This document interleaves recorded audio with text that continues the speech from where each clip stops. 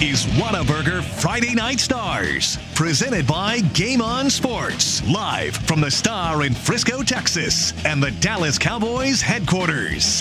Here's Kyle Yeomans, Zach Walchuk, Eric Chiafalo, and Heckma Harrison.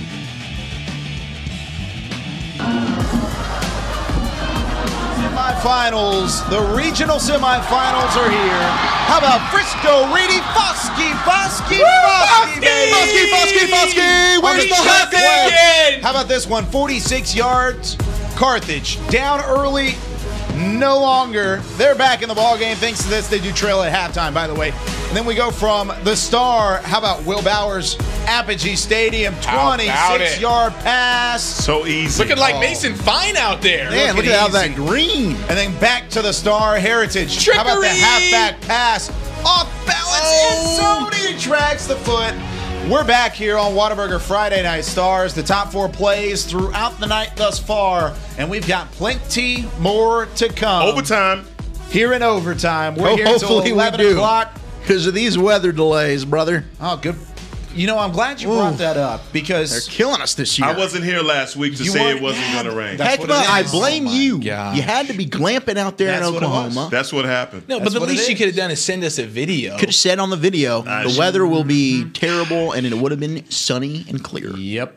Well, not sunny, but Thanks clear for skies. I'm pretty upset about that now. But with that being said, let's take a look at the radar. Thanks to the laptop fan cam that I've got up in front of me right now. This is what we're looking at in terms of the Dallas-Fort Worth area.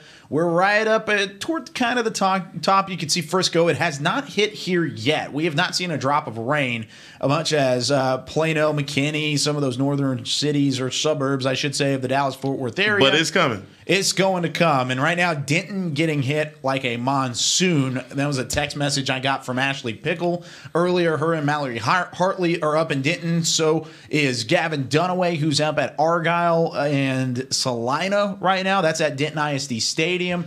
And that game, he said hail was coming down. So for those of you out at games and maybe watching us, I hope you're watching us in the concourse, being able to keep up with everything. We'll give you updates. We'll let you know around the area what's going on for these regional semifinals. But at the same time, please stay safe on the roads and driving around in the area as well. But guys, a lot of storylines to talk about right now.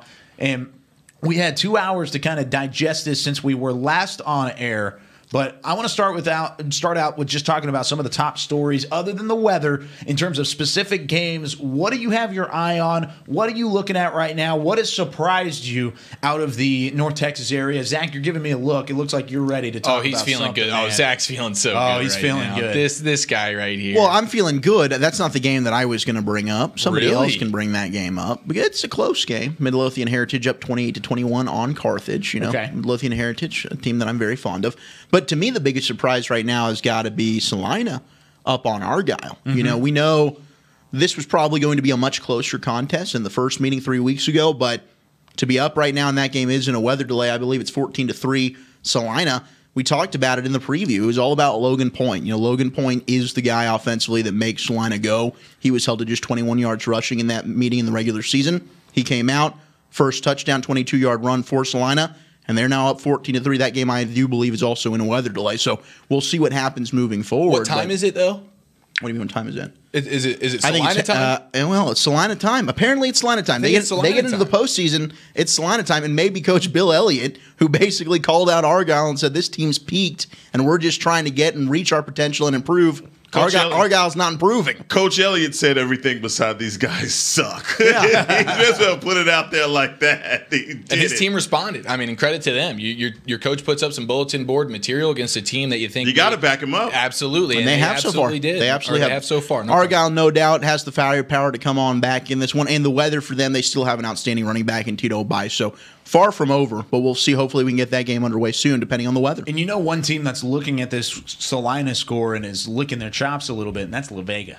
Oh, They're no looking doubt. at this, and I know there's been some trash talk between La Vega and Argyle, and of course, if you're La Vega, you're probably looking at Argyle and saying, "We want you this time because we didn't get a chance we didn't take care of business the first time around. We want to take care of business when it really counts in the playoffs. Salina might beat you to the punch, guys. Salina, you're exactly right. You don't want to mess with Salina time. No, absolutely by no not. means. So Kenny Chesney's in the building, man. It's fireworks. Okay, I got you.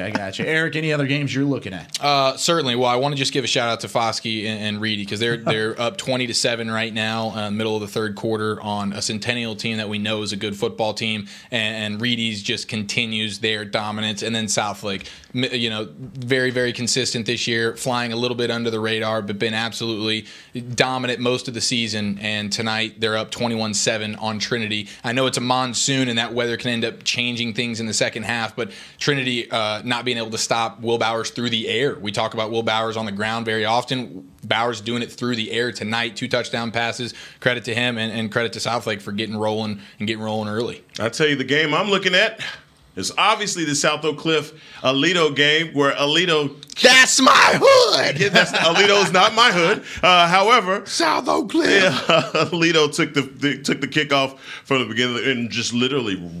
First quarter, first possession, went right down the field and scored on South Oak Cliff. No team has done that all year, and Alito gave them a big old slap in the face. It took South Oak Cliff about a quarter and a half to finally get on the board, and they did. They tied it up, and right before halftime, South Oak Cliff muffs a punt on their 15, 17-yard line, and the rest is all history.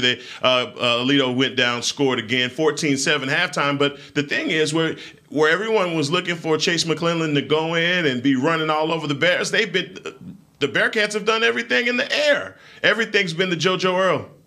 JoJo Earl's the real deal, man. I tried to tell y'all, that sophomore receiver, we have some fun coming up the next 2 years for that young man. It is a shame, though, for South Oak Cliff. You come out there and you shoot yourselves in the foot early in the game. You're unable to, you have it down near the goal line. You can't get the touchdown. You settle for 3. You miss the field goal. It's things like that you just can't have happen. They're fortunate to honestly only be down by 7. They got to be feeling pretty good about that right now. I think you're exactly right. You look at this as an opportunity if you're South Oak Cliff with the mistakes, with the turnovers. If you're only down by 7 against a team like Alito, you got a chance. And you get the ball coming out of halftime, go down and score. That's you know a what I'm great saying? point. Tie this game up. That's what they're talking about. Yeah, they're right in more than a good position. This is probably the most contested game Alito's played since the state championship a year ago. And this is a team that their starters don't play in the fourth quarter. And that's become a tradition in Alito. They beat teams so bad, their starters are out for the fourth quarter. Their second units get to play. Now they're in a ball game with Sock. I mean, South Oak Cliff is hanging in there. So credit to the Golden Bears. And did we really expect this to be any kind of blowout by any means? I don't think so. I think we respected that Sock D too much. I think so too. And I'm not surprised to see this with a close game going into the second half, but I am impressed the fact that the mistakes have been there and it's still only a 1-score game. Let me say this, and we were talking about this a little bit before we started here, is that the more dynamic teams, you see what they do where you think throughout the season they're a run-heavy team, and then they get into the playoffs and they show you a whole nother fold. Alito's doing this right now because everyone throughout the regular season has been saying, look, it's Chase McClellan that's making the difference. I don't ever recall hearing this kid's name as far as in the passing game, but today he is dominating the first half. Yeah, he's a three-way player. I mean, the dude is pretty good in pass pro. He can catch the football in the backfield. They just haven't needed him to do it. So that, certainly for Alito, they've got a guy who is a multi-tool player. Go ahead and get the most of them. When you're playing against an opponent like South Oak Cliff that has such an aggressive, fast defense, without a doubt the fastest team that Alito's played all year long, you've got to find a way to utilize your talent to the best of their abilities. Yeah. Credit that coaching staff, getting him out in space. Getting him out in space is definitely important with that one. But looking at some of the games around the area that are in the middle of a delay, you've got the game up in Apogee, you've got the game in Denton. There's lots of games there, but let's start going through the games, even though a lot of them are still being delayed. Let's start with that one in Apogee, Trinity versus South Lake Carroll, as we look at 6A Division I, Region I throughout the Texas High School Football Playoffs and the state regional semifinals. But Trinity in that ball game, close early, 7-7, but right now Carroll leads that one 21-7 at halftime. And like we talked about, the Haka in full effect at Apogee Stadium, and since then a monsoon has since taken over, guys. Yeah, and Will Bowers has really stepped up to the occasion. Now, before it became a monsoon out there, he was wheeling and dealing. They got 297 yards in the first half, and 231 of them are through the air. Will Bowers, 17 of 19, very, very efficient. And that's what we said about Southlake coming in. Is I don't know if Trinity, they can only run the ball, and Southlake's defense usually does a good job. If you come into a game relatively one-dimensional, Southlake's defense very good enough to stop you. And their offense, they can not only can they run the ball, and we know it with McDaniel and Bowers, but Bowers can get it done through the air. That's the one thing Trinity can't really do, and Bowers showed it in the first half. He was out there wheeling and dealing, 2 touchdowns already, and TJ McDaniel's doing fine, 60 yards, and he's got a touchdown as well, but they've done it mostly through the air. Like Heckma said, some of these teams that, that maybe they run all season, but they're good enough to once they get to the playoffs, they'll show you a little something else, and Bowers is absolutely showing that tonight. And you're seeing Trinity push the ball down the field a little bit more than I thought that they'd have success doing against Southlake right here. A couple of plays. There's that TJ McDaniel touchdown run to make it 21-7. But absolutely, I think the story of that half has to be Will Bowers and his arm finding guys like R.J. Mickens to start things off. R.J. Mickens, this dude is unreal. Is there anything that he can't do? Receiver, corner, safety. Him and Jonathan McGill might be 2 of the greatest all-around players we've got in this area. You literally can put those guys in any position on the field, and they're probably the best player on their team at that spot. And he has a good bloodline, too, for football. So, it's not surprising that he is pretty good. He's great. Yeah, he's been unbelievable so far. 297 total yards and 231 of those. I love what you're talking about. Bowers having to throw the ball a little bit more than really we thought going into the game, and that's a good point. I just want to say, man, with all of the great quarterbacks that we have, Will Bowers, something has to be said about the fact this kid hadn't thrown an interception. That's true. All season long. That's incredible. Yeah, that is impressive. incredible. That absolutely is quite the statement. To go through the gauntlet that they've got, and they're in a pretty competitive district as well. So, to not throw a pick, that's impressive. Well, and also to have the ability to go up and put numbers up like that, almost 300 yards of passing in the first half of a football game. He can put up those numbers, but when I think of Will Bowers, I think of 2 words: game manager, because he gets the job done, takes care of the football, and he's able to really kind of make others around him better, which makes him a better football player in general, because if you're making others better, you're doing pretty well yourself. But if the need is there, like you said, Eric, he's able to do that. And I think he's been an X factor in this football game, something that you as Trinity just can't necessarily keep up with. On the other side of that Region 1 bracket, though, we've got Arlington, Lamar, and Duncanville. This is another one of those games that is in the middle of a lightning delay. This one being played at Vernon Newsom Stadium down in Mansfield. Duncanville, however, 14-6. Good football game right now, and in the middle of a lightning delay with 12 seconds left in the first half. So Duncanville does have the football on the 49-yard line. They did get the football to start the game, so they will get it back, or Lamar will get it back to start the second half.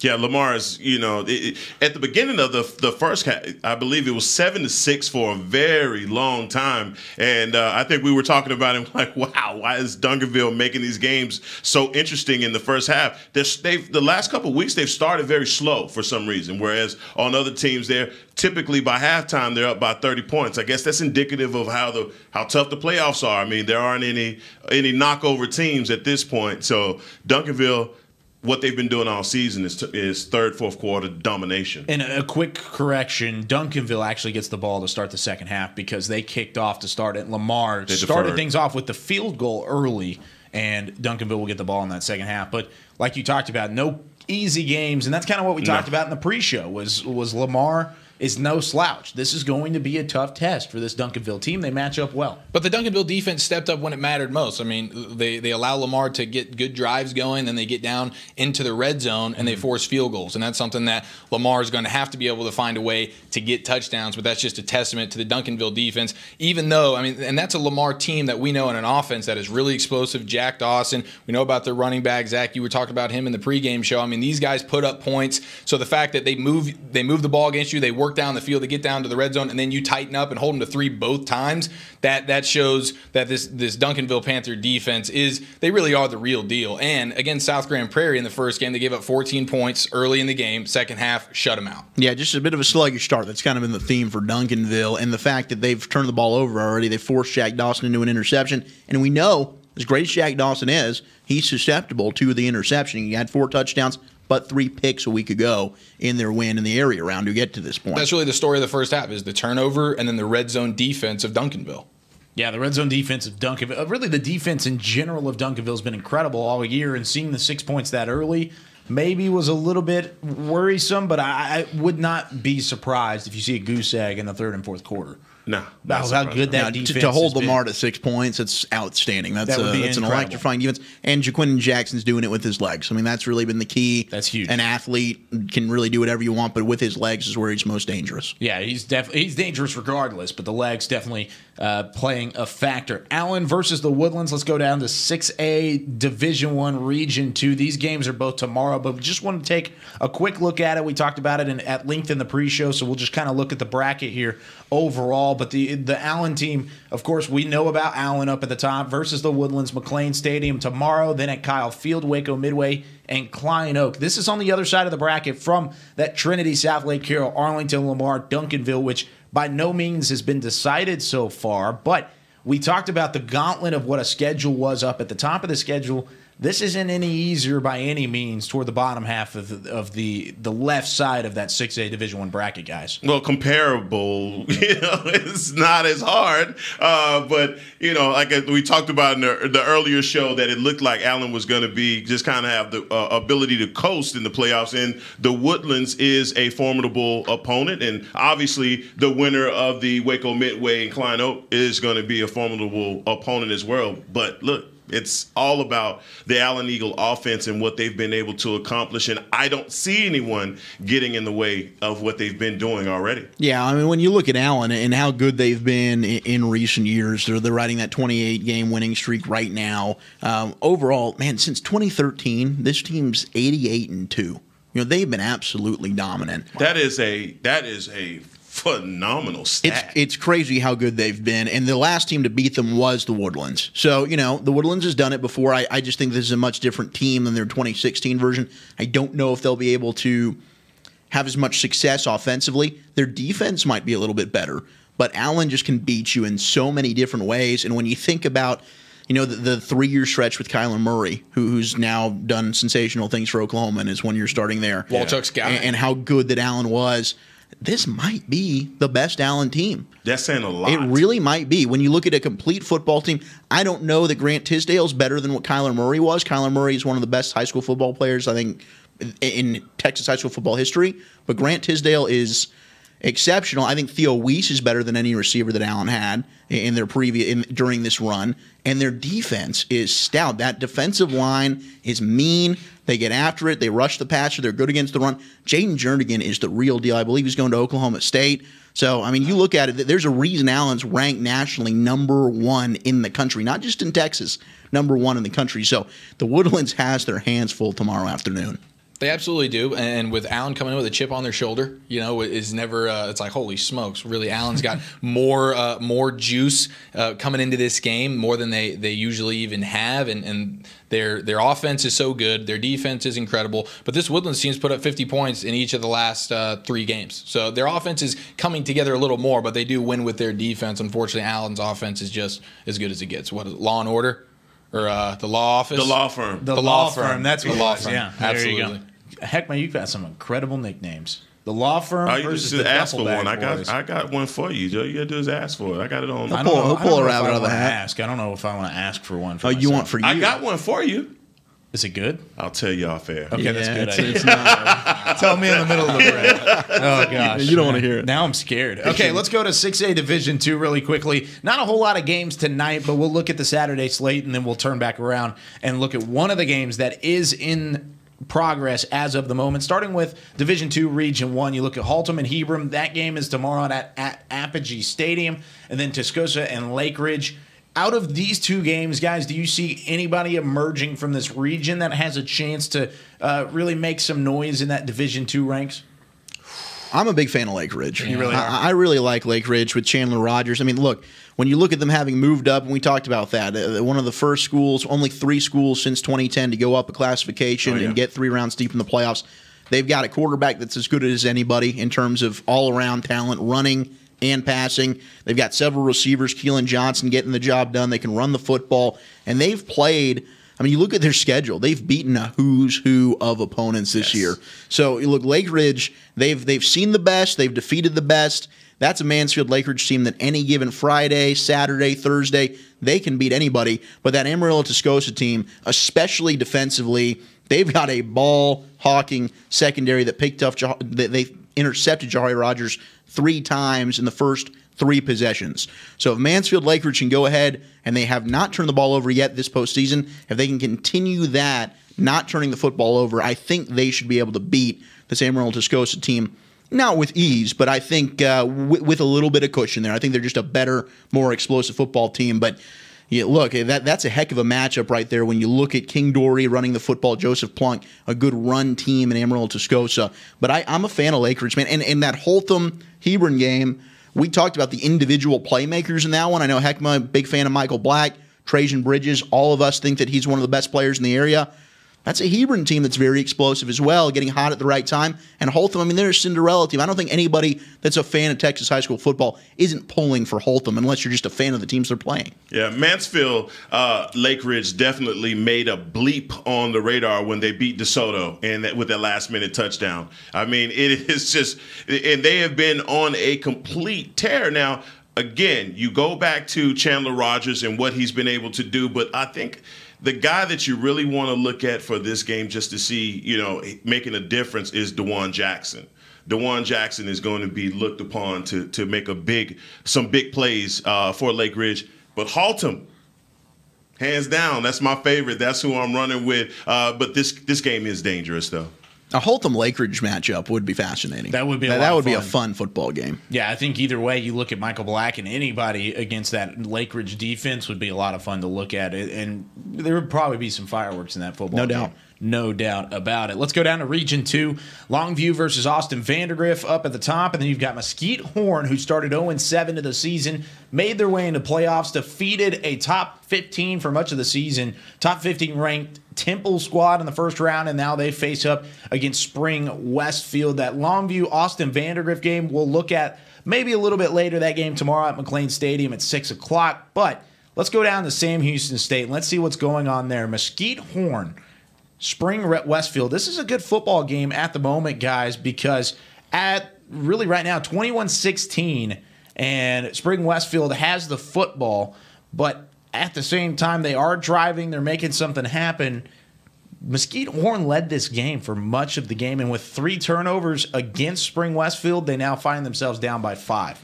And this is a game that's really had a bunch of ebbs and flows. I mean, it was 7-3 Mesquite Horn, and then here comes Spring Westfield. Ashton Callaway had a 33-yard touchdown to make it 14-3, and then Horn went on a run. They scored 3 consecutive times, 2 of those being field goals, one of them a 14-yard touchdown pass from Jermaine Givens to Cam Jackson, and they were up 16-14 at the break. But coming out here in the third quarter, it's been all Spring Westfield, up 21-16 there, and they're on banging on the door to try and get another touchdown. Mesquite Horn, they go as Jermaine Givens goes, and he has not really done much today through the air. 47 yards passing, 1 interception, 88 yards on the ground, but that's on 22 carries. So it's not like he's only averaging 4 yards a carry. If he's not busting out big plays, the offense really becomes handicapped. Yeah, like I said, guys, in pregame, Rashawn James.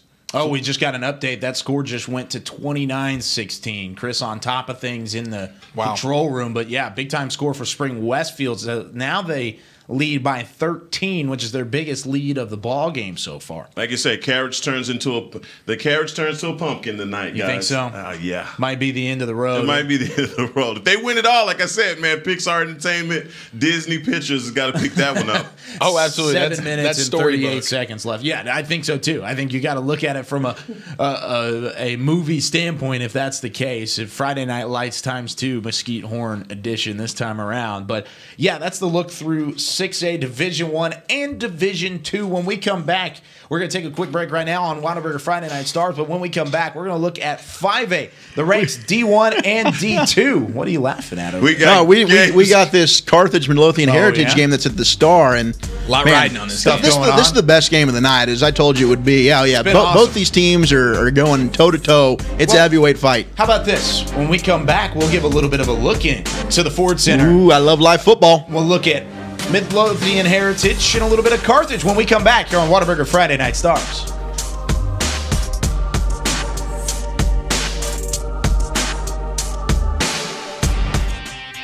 Today at Whataburger, we're cooking the sweet and spicy bacon burger. The sweet and spicy bacon burger is my all-time favorite. I love this burger. It's just perfect. 2 beef patties, 2 different types of cheese, caramelized onions. My favorite thing about this burger is the sweet and spicy pepper sauce and the bacon. You get it in every bite. Nothing beats this. The sweet and spicy bacon burger is an all-time favorite at Whataburger. That's happiness.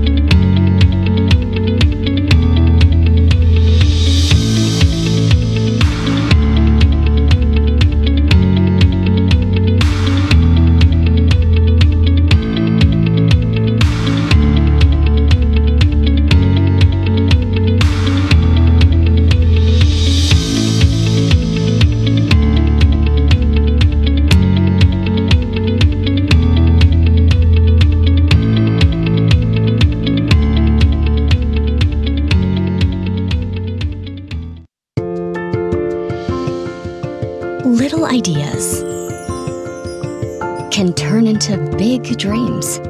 Big dreams require careful planning and the right partner. A partner dedicated to helping you take care of your employees, protect your business, and plan for the future. It's sometimes overwhelming. It's often exciting. It's your story, and we can help. SWBC. You want to bring the heat? Prove it.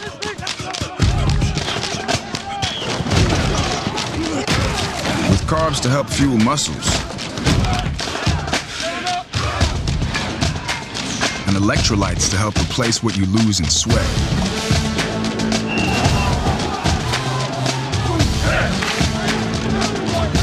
Studied, tested, proven. Nothing beats Gatorade. On a Forbidden Fansville by Dr. Pepper. Ramon, we can't. But Julia, We're rivals. I can love you and still hate your overrated school. We have 2 different defensive philosophies.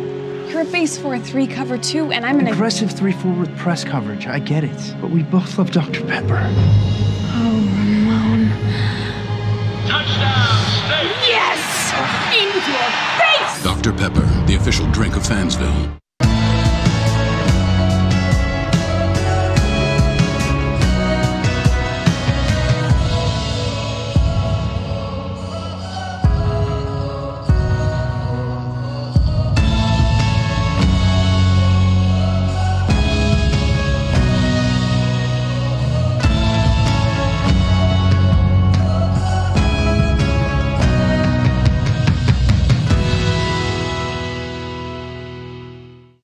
Hey football fans, check this out. It's called Fan Tag, the easiest way to get video highlights from all of your games. As a parent, I know the value of capturing our kids' special moments on video. Fan Tag makes it easy to relive a memory or share it with family, friends, and recruiters. Download the Fan Tag app, and on game day, find your event and get instant highlights delivered right to your phone. So never miss a moment. Try Fan Tag today. It's free. This is Academy Sports and Outdoors. We offer a huge sports and outdoors selection of top name brand gear like you've never seen. All at low prices like you've never seen. Because we're a sports and outdoor store like you've never seen. Visit us in store or at academy.com for the guaranteed lowest prices. Academy Sports and Outdoors, for all for less.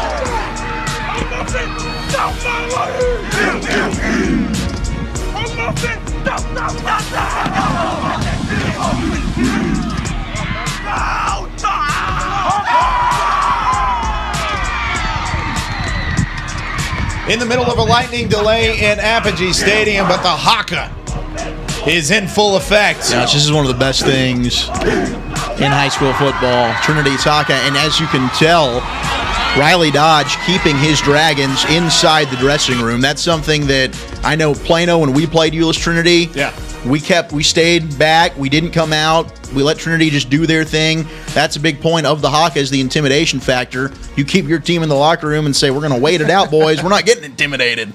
So a little bit of gamesmanship there by Riley Dodge and South Lake Carroll. Well, it worked. Up 21. If you don't see it, you can't be. You don't see it. You don't know what's happening. I mean, it's if you haven't seen the New Zealand All Blacks, who really originated that haka, that is where it's at. I mean, Trinity does a good job, especially getting way more players on their football team to all do it together. But if you want the true haka, look up that New Zealand All Black squad there. That's some chillings. Is that rugby? I know some rugby. I know some all black hakas, and they'll intimidate you too. Some big dudes, man. All right, I'm gonna.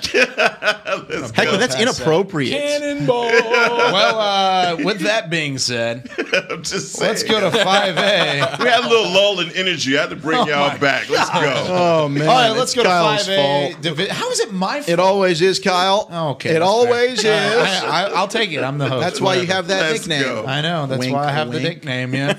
Well, I forgot to ask you about that in the middle of the break. 5A. Oh, you asked. 5A Division 1. There's a couple games going on right now. Birdville versus Langston. Grapevine in Region 1. And we'll talk about that game here in just a second. Don't worry, Zach. Okay. But let's go to Birdville and Grapevine. Looking at that Region 1 area, you see Birdville, Grapevine up at the top. A rematch there. Then you've got Coronado and Denton Ryan at the bottom. And then you look at a game that's also in the middle of a lightning delay, or that game's actually tomorrow, rather, in Birdville and Grapevine, 4:30, big-time game between these two squads. We talked about it earlier, but still a big rivalry matchup between two 4-5A Division I foes. Yeah, man, it's a rematch. Two extremely even-matched teams. You look at the numbers there. I mean, they're very similar in that they have explosive offenses and underrated but very solid defenses, so it should be a heck of a game. So, yeah. No, it should be fun. I'm excited. District rivalries. Let's go. Yeah, district rivalries for sure. Now, I did promise this before the break that we were going to take a look inside the Ford Center. Let's look inside the Ford Center because we've got ourselves a pretty darn good game going on between Carthage and Midlothian Heritage. In just a second, we'll see a replay. Here it is from Baylor Scott and White Health. Look at this. Up the middle. Oh, he gone.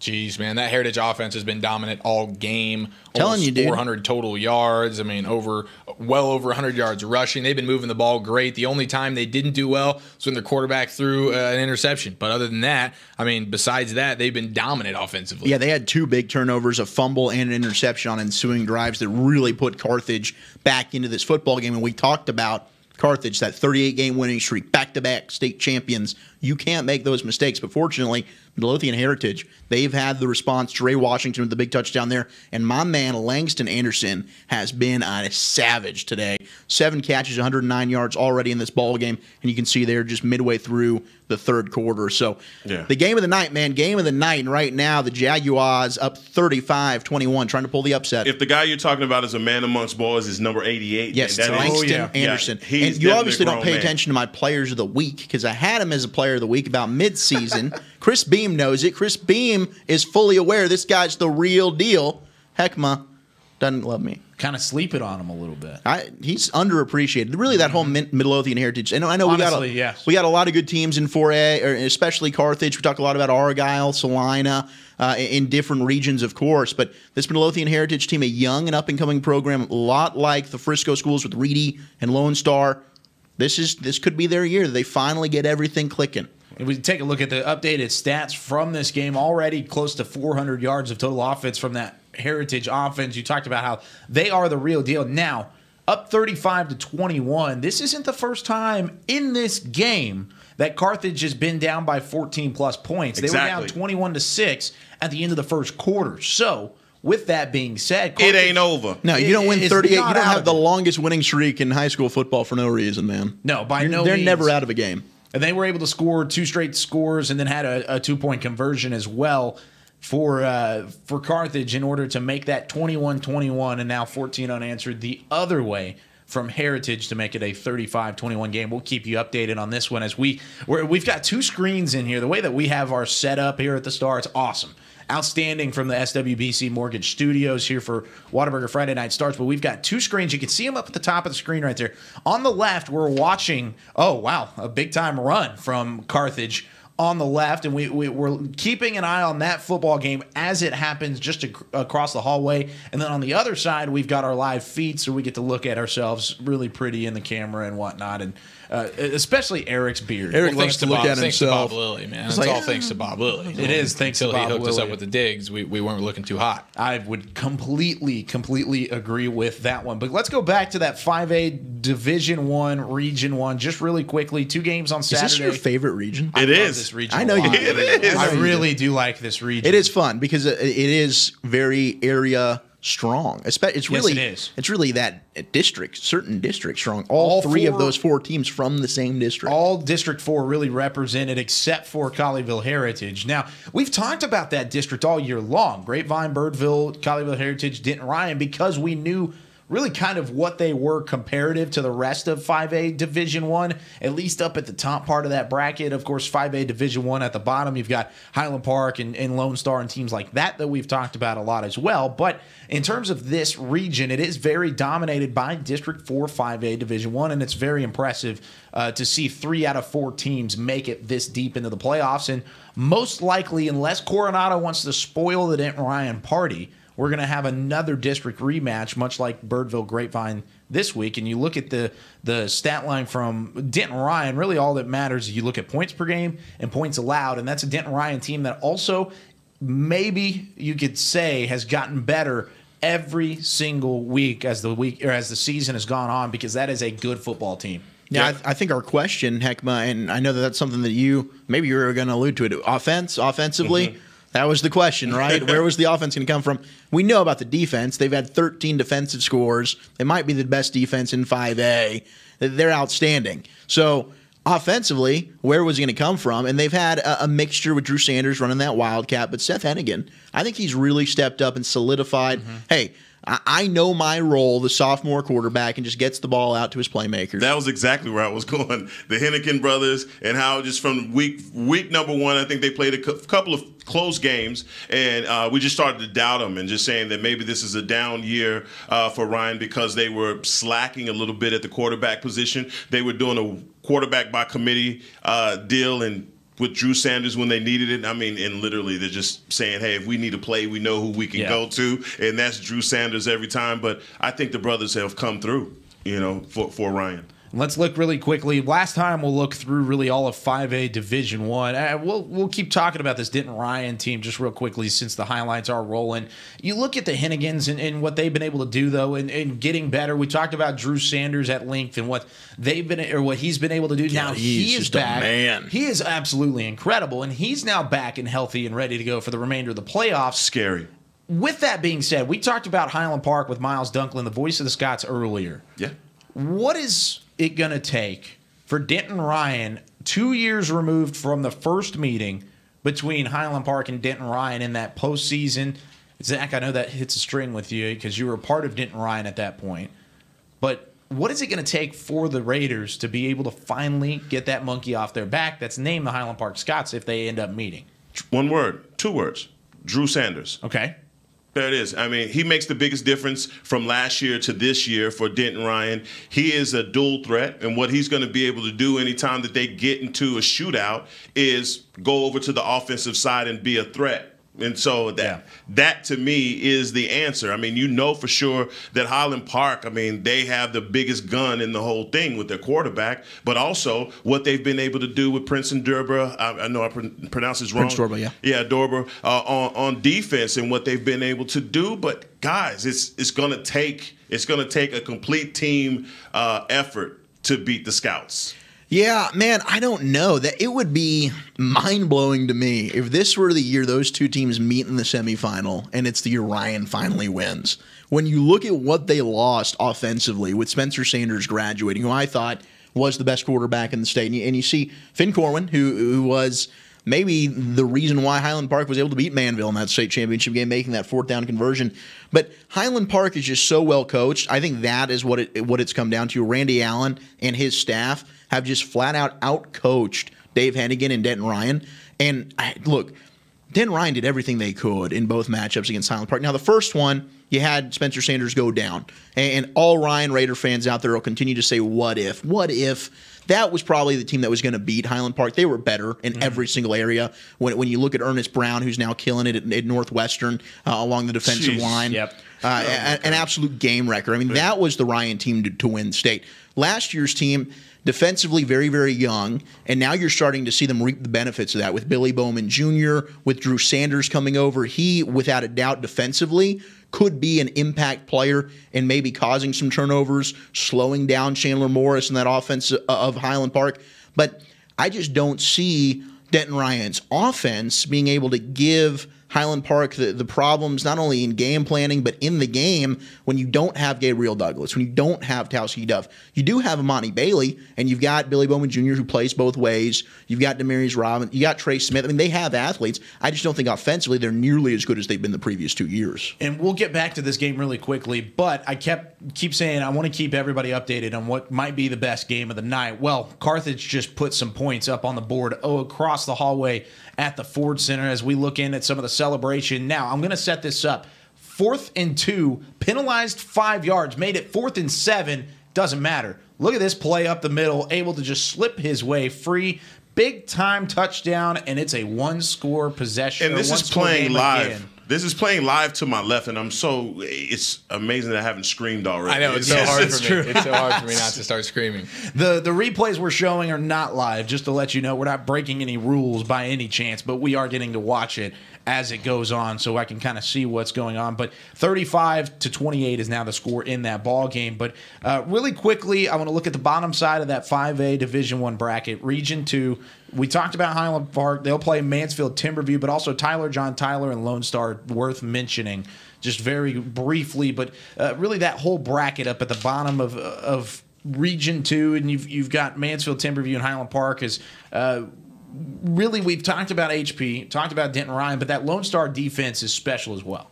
Right, kind of disrespecting a little bit Lone Star by jumping straight to Denton Ryan. I mean, Lone Star is going to have something to say in this, and that defense is going to be, when they see Highland Park, it's going to be a rematch. And I'm sure no one is going to be more excited to see Highland Park again than Frisco Lone Star. For sure. Yeah, I would give Lone Star the best chance to beat Highland Park. I think they're with their defense combined with their offense. You talk about Denton Ryan and not totally sure if their offense could go score for score with a team like Highland Park. Well, Lone Star's really started to hit their stride. Julian Larry and Mims, I know, Walchuk, you love talking about that guy. I mean, they're starting to hit their stride. They're playing the best football that they've played all season long, and they were a young offensive team with a young quarterback who needed to grow and went through some growing pains, and we saw it, but they were still a good team, and they were carried by their defense. Well, now their offense is starting to bring more to the table. 49 points last week, 41 points the week before, 63 points the week before. before that. They're starting to put up more points, and ever since that letdown against the Colony on that crazy hook and lateral at the end of the game, Lone Star's just been on an absolute tear. And like I said, they're playing their best football right now. I think that's the best team. If you're going to pick a team that could hang with Highland Park, I think Lone Star's the one team to do it. And like you said, Heckman, they've already played the familiarity. They only lost by a field goal, and that was at Highlander. No, it wasn't. Oh, was it? No, it was at Frisco Memorial. Oh, it was at Frisco Memorial. Yeah, I was able to go to that game. Yeah, I was able to actually watch that one in person. But no, you're right. I mean, Lone Star defensively, they're one of the best as well. They run that 3-3-5. They're big. They're physical. They've got a lot of athletes, especially that can move in space. And they caused Chandler Morris in that offense a lot of problems. But I think Highland Park's defense stepped up and really smothered that Lone Star offense in that first meeting. Julian Larry, a pair of interceptions, and Marvin Mims was relatively a lot better now, though. That they are a lot better now. A lot better now than it was. But to me, it's all about, and I've said this repeatedly. The proof is in the pudding. When you look at Lone Star's success and when they've been electrifying on offense, it's all about. Look at Marvin Mims' stat line. And if Marvin Mims is putting up a good stat line, Lone Star's offense is balling. And Highland Park has a corner by the name of Hudson Clark that is very underrated as well. And he has been locked up against the best receiver for every team all year long and was a big reason in shutting down Marvin Mims. So I would circle that matchup if those two teams do end up playing next week. Hudson Clark versus Marvin Mims. If Mims can have success, I think you guys are right on. I think Lone Star does have a chance to knock off HP. You know, Miles Dunklin, he said it. What the not so much what the ingredient was to beating Highland Park, but he did say that you have to commit to a style for 4 quarters. You can't just do it 1 quarter, 2 quarters. You got to do it for the whole game. And that's the, playing your guys out in space and press coverage. You can't sit back and let Chandler Rogers just have his, basically when you sit back off Chandler Rogers, like putting him in a buffet line, he's going to take whatever he wants. But if you pressure him and you make it where it throws the timing for some of those timing routes that they throw in some of those pick plays that they do, I think you're going to have a problem with it. Those rub routes? The rub routes.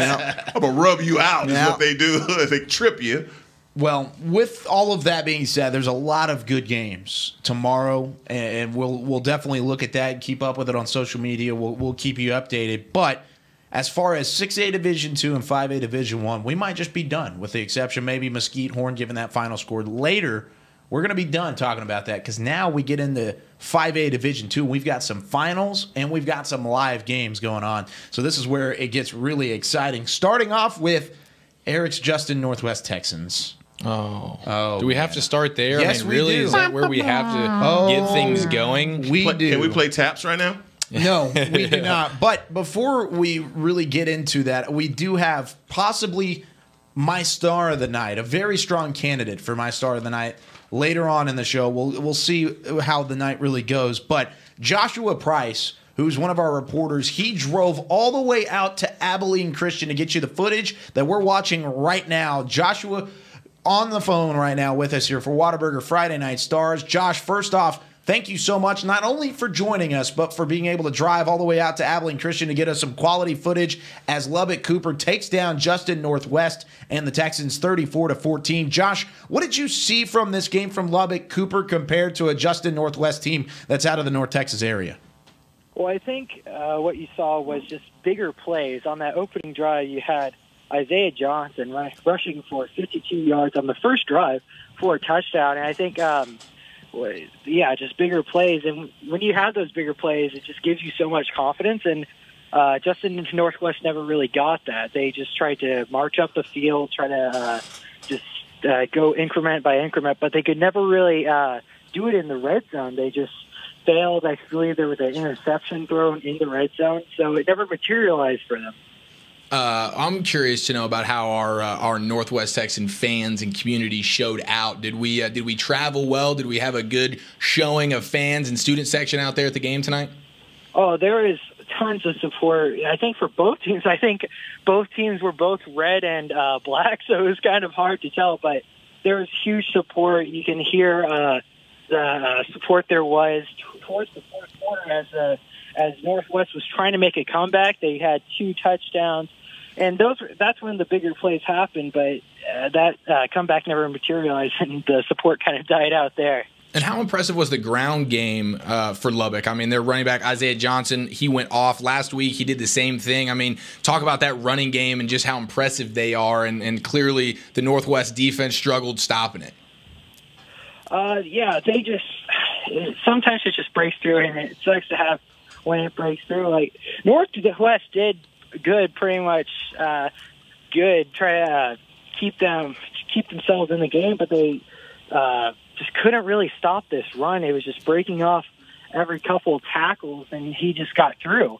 It was just so hard to contain him, and he, like you said in pregame, he wasn't going to let, or postgame, I mean, he wasn't going to let anyone stop him, especially on those plus 50-yard runs.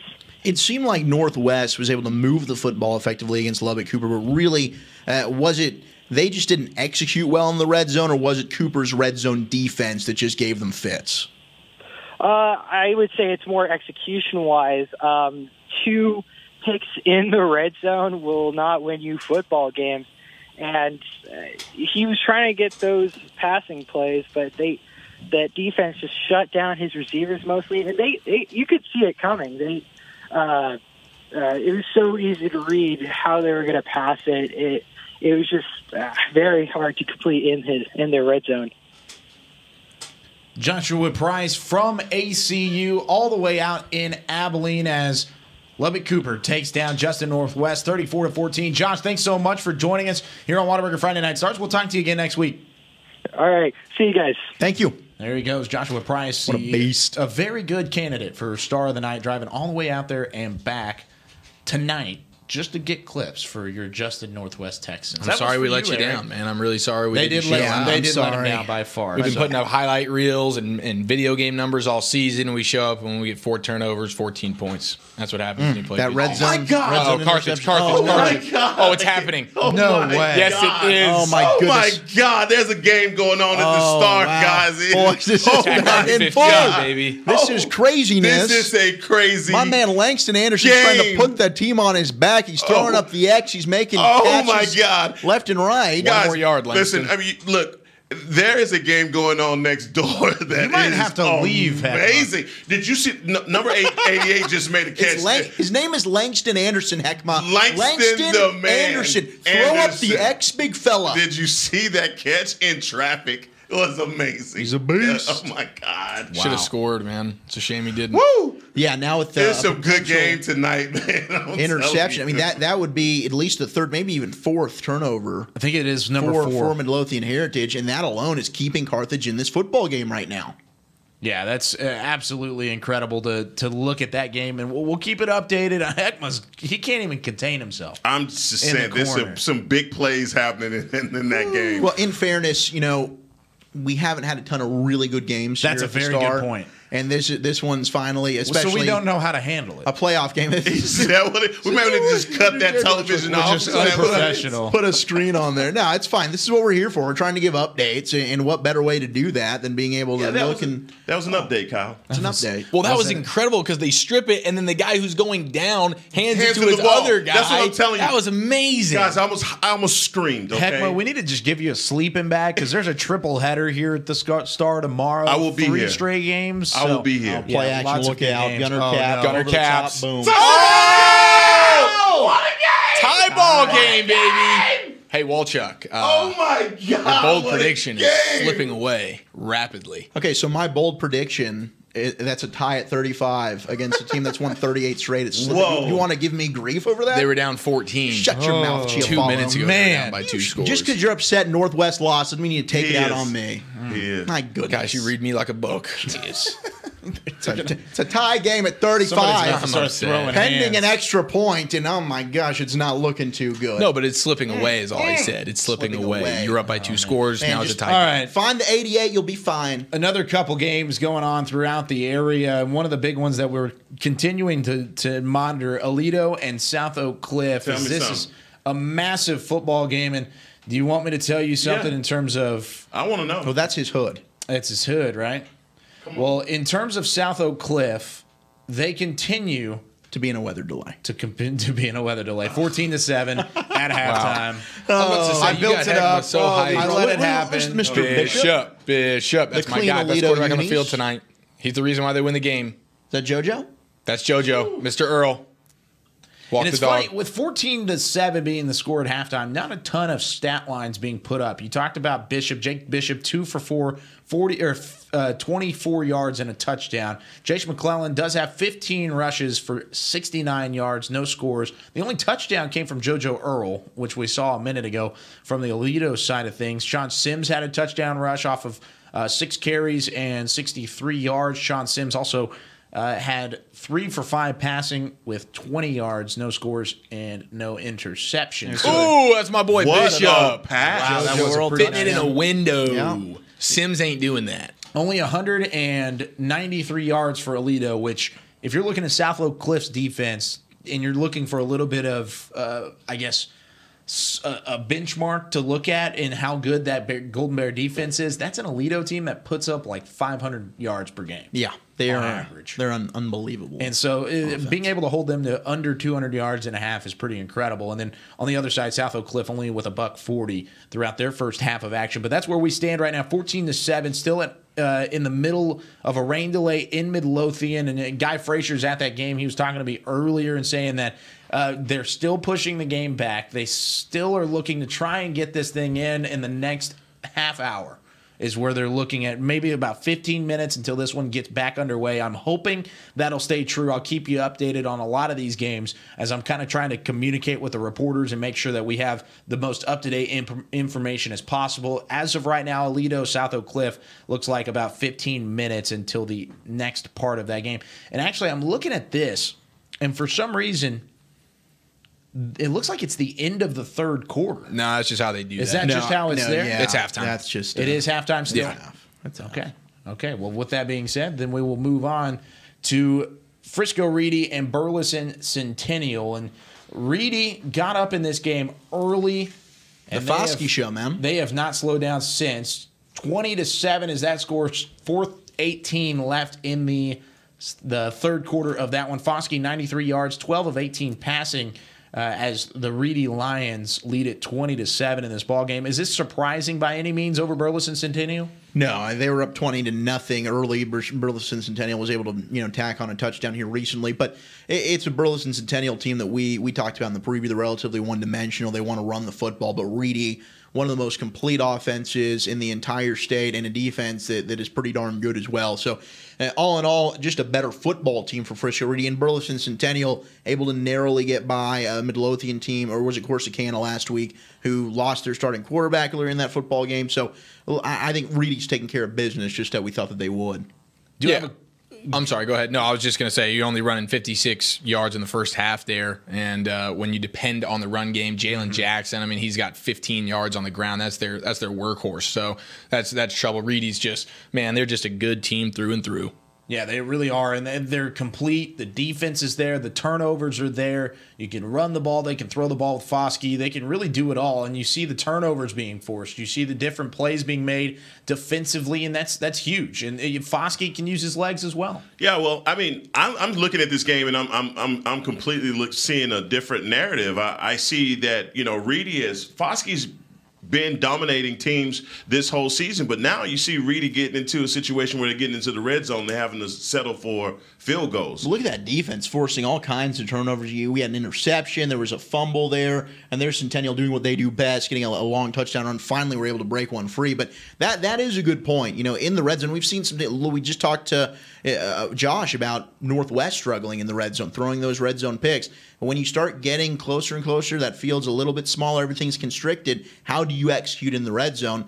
Reedy, that is one knock you could say right now. They're struggling a little bit with the red zone execution. Because here's the thing: if Burleson can put another score together, they're only 6 points. No doubt, and even if they do, they are able to beat Burleson, which we expect. When you're playing either South Oak Cliff or an Alito in the next round, especially an Alito team that can put up, they haven't scored less than 40 points all year, you've got to turn those field goals into touchdowns. And 4 turnovers, man. I mean, that's huge. The 4 turnovers, it really kind of turns things around. And any kind of momentum you try and get going from a Centennial perspective, it's just not going to happen. It's just not going to be able to get the job done. Now, I do have a couple updates in terms of lightning delays. I was talking about Alito, South Oak Cliff. They had their lightning delay clock all the way down into single digits, and then another flash pushes that one back another 28 minutes before that one gets underway. However, if you go to Denton, the two games in Denton, South Lake Carroll and Trinity, and then Argyle and Salina. Those two games are about to get back underway.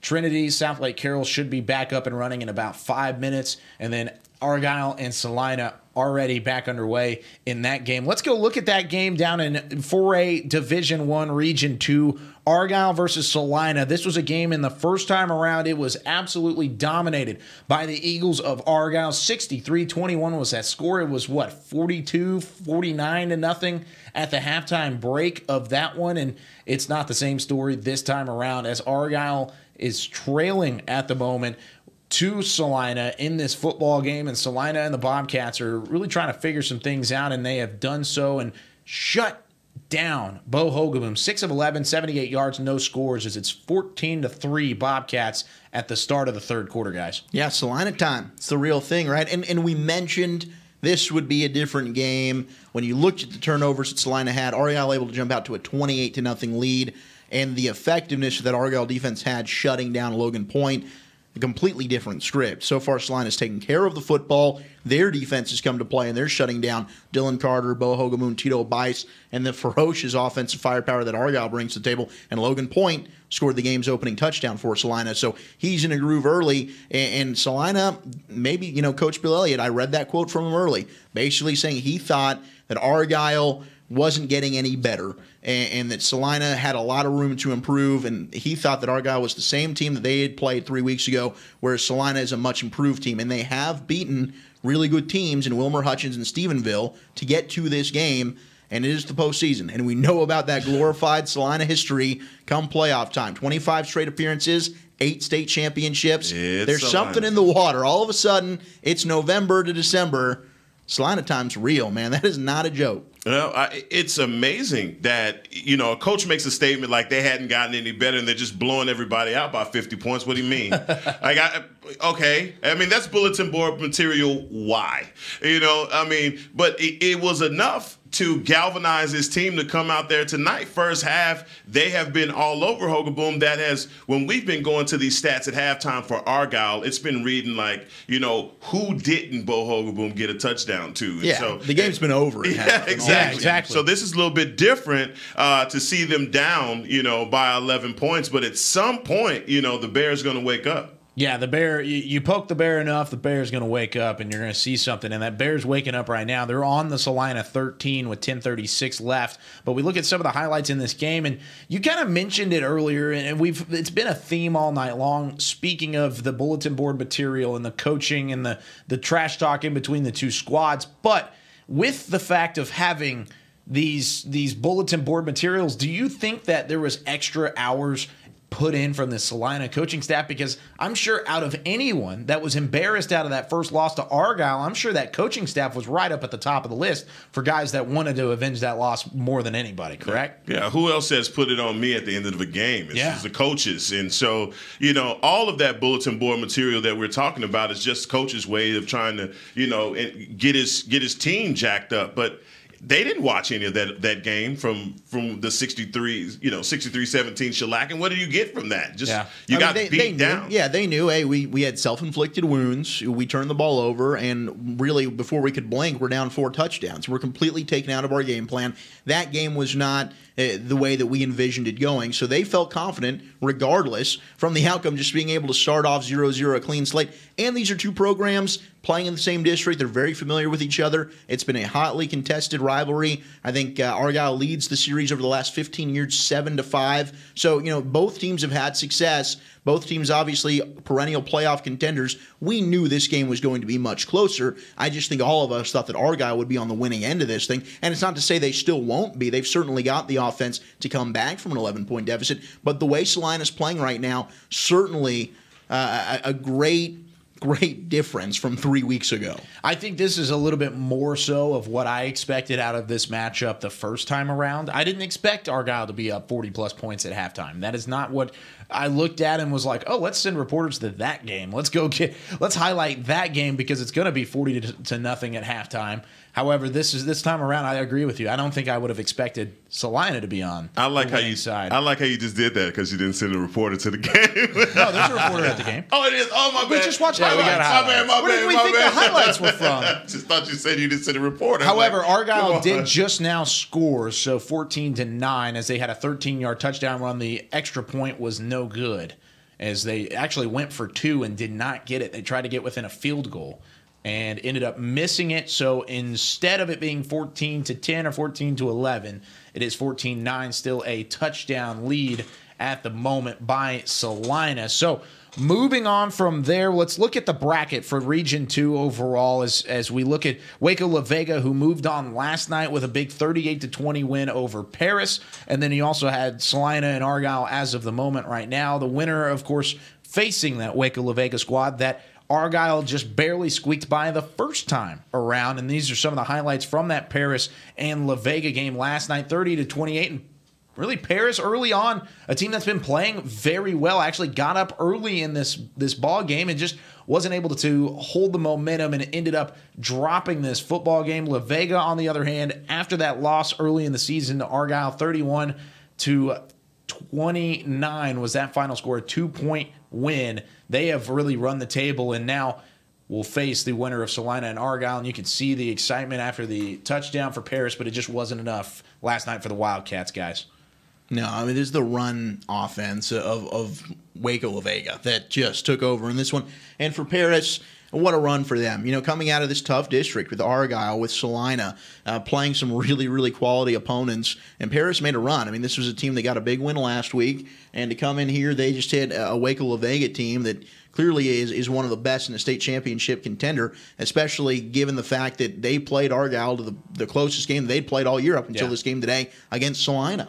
Yeah, that's really the biggest thing. Argyle defeated Paris by 8 points, defeated La Vega by 2 points. So either way, it was going to be a rematch of the closest games that Argyle has played all year. If Argyle is able to get past Salina, right now that's looking pretty tough because they still trail by 5, but we'll keep an update on that one. Let's take a quick break here on Whataburger Friday Night Stars. We're into the final hour of the regional semifinal matchup as we keep going through the Texas high school football playoffs. Live from the Star in Frisco. We'll be back in a moment.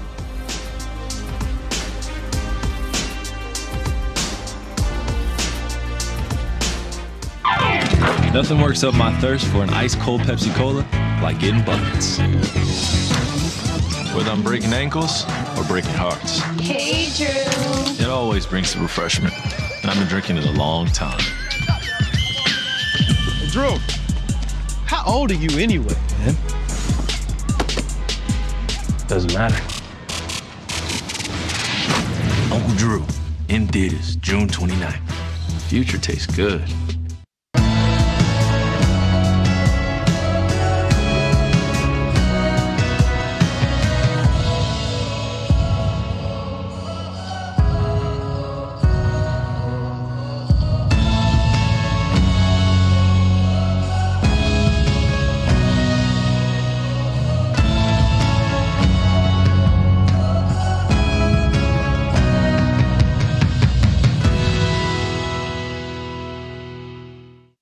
Hey football fans, check this out. It's called FanTag, the easiest way to get video highlights from all of your games. As a parent, I know the value of capturing our kids' special moments on video. FanTag makes it easy to relive a memory or share it with family, friends, and recruiters. Download the FanTag app and on game day, find your event and get instant highlights delivered right to your phone. So never miss a moment. Try FanTag today. It's free.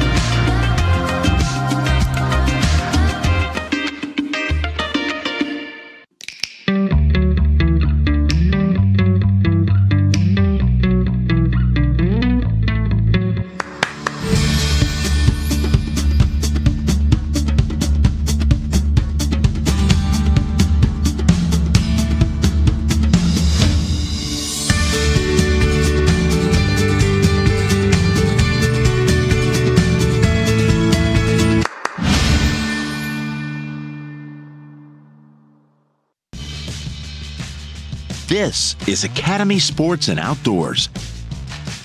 We offer a huge sports and outdoors selection of top name brand gear like you've never seen.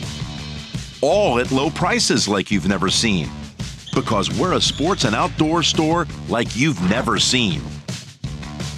Visit us in store or at academy.com for the guaranteed lowest prices. Academy Sports and Outdoors, for all for less. Little ideas can turn into big dreams. Big dreams require careful planning and the right partner. A partner dedicated to helping you take care of your employees, protect your business, and plan for the future. It's sometimes overwhelming. It's often exciting. It's your story, and we can help. SWBC. Today at Whataburger, we're cooking the sweet and spicy bacon burger. The sweet and spicy bacon burger is my all-time favorite. I love this burger. It's just perfect. 2 beef patties, 2 different types of cheese, caramelized onions. My favorite thing about this burger is the sweet and spicy pepper sauce and the bacon. You get it in every bite. Nothing beats this. The sweet and spicy bacon burger is an all-time favorite at Whataburger. That's happiness. You want to bring the heat? Prove it.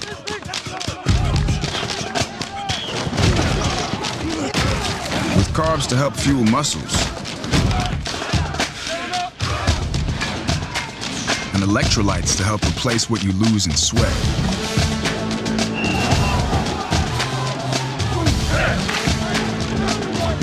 Studied, tested, proven. Nothing beats Gatorade. On a forbidden Fansville by Dr. Pepper. Ramon, we can't. But Julia, We're rivals. I can love you and still hate your overrated school. We have 2 different defensive philosophies. You're a base 4-3 cover 2, and I'm an aggressive 3-4 with press coverage. I get it, but we both love Dr. Pepper. Oh, Ramon. Touchdown, State! Yes! In your face! Dr. Pepper, the official drink of Fansville.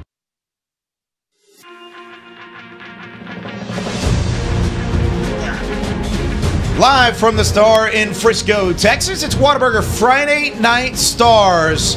Just down the hallway from the Ford Center as we are bringing you Texas high school football action as we love Texas high school football. And, man, we've got some incredible games going on right now. Let's go to the Ford Center really quickly. Oh, really quick. Really Dude, quickly. You got to see this. Can we get there? Look at this. Look at this is off catch. of a pass. Oh my God! Oh Triple my coverage. gosh, triple Goodness coverage. gracious.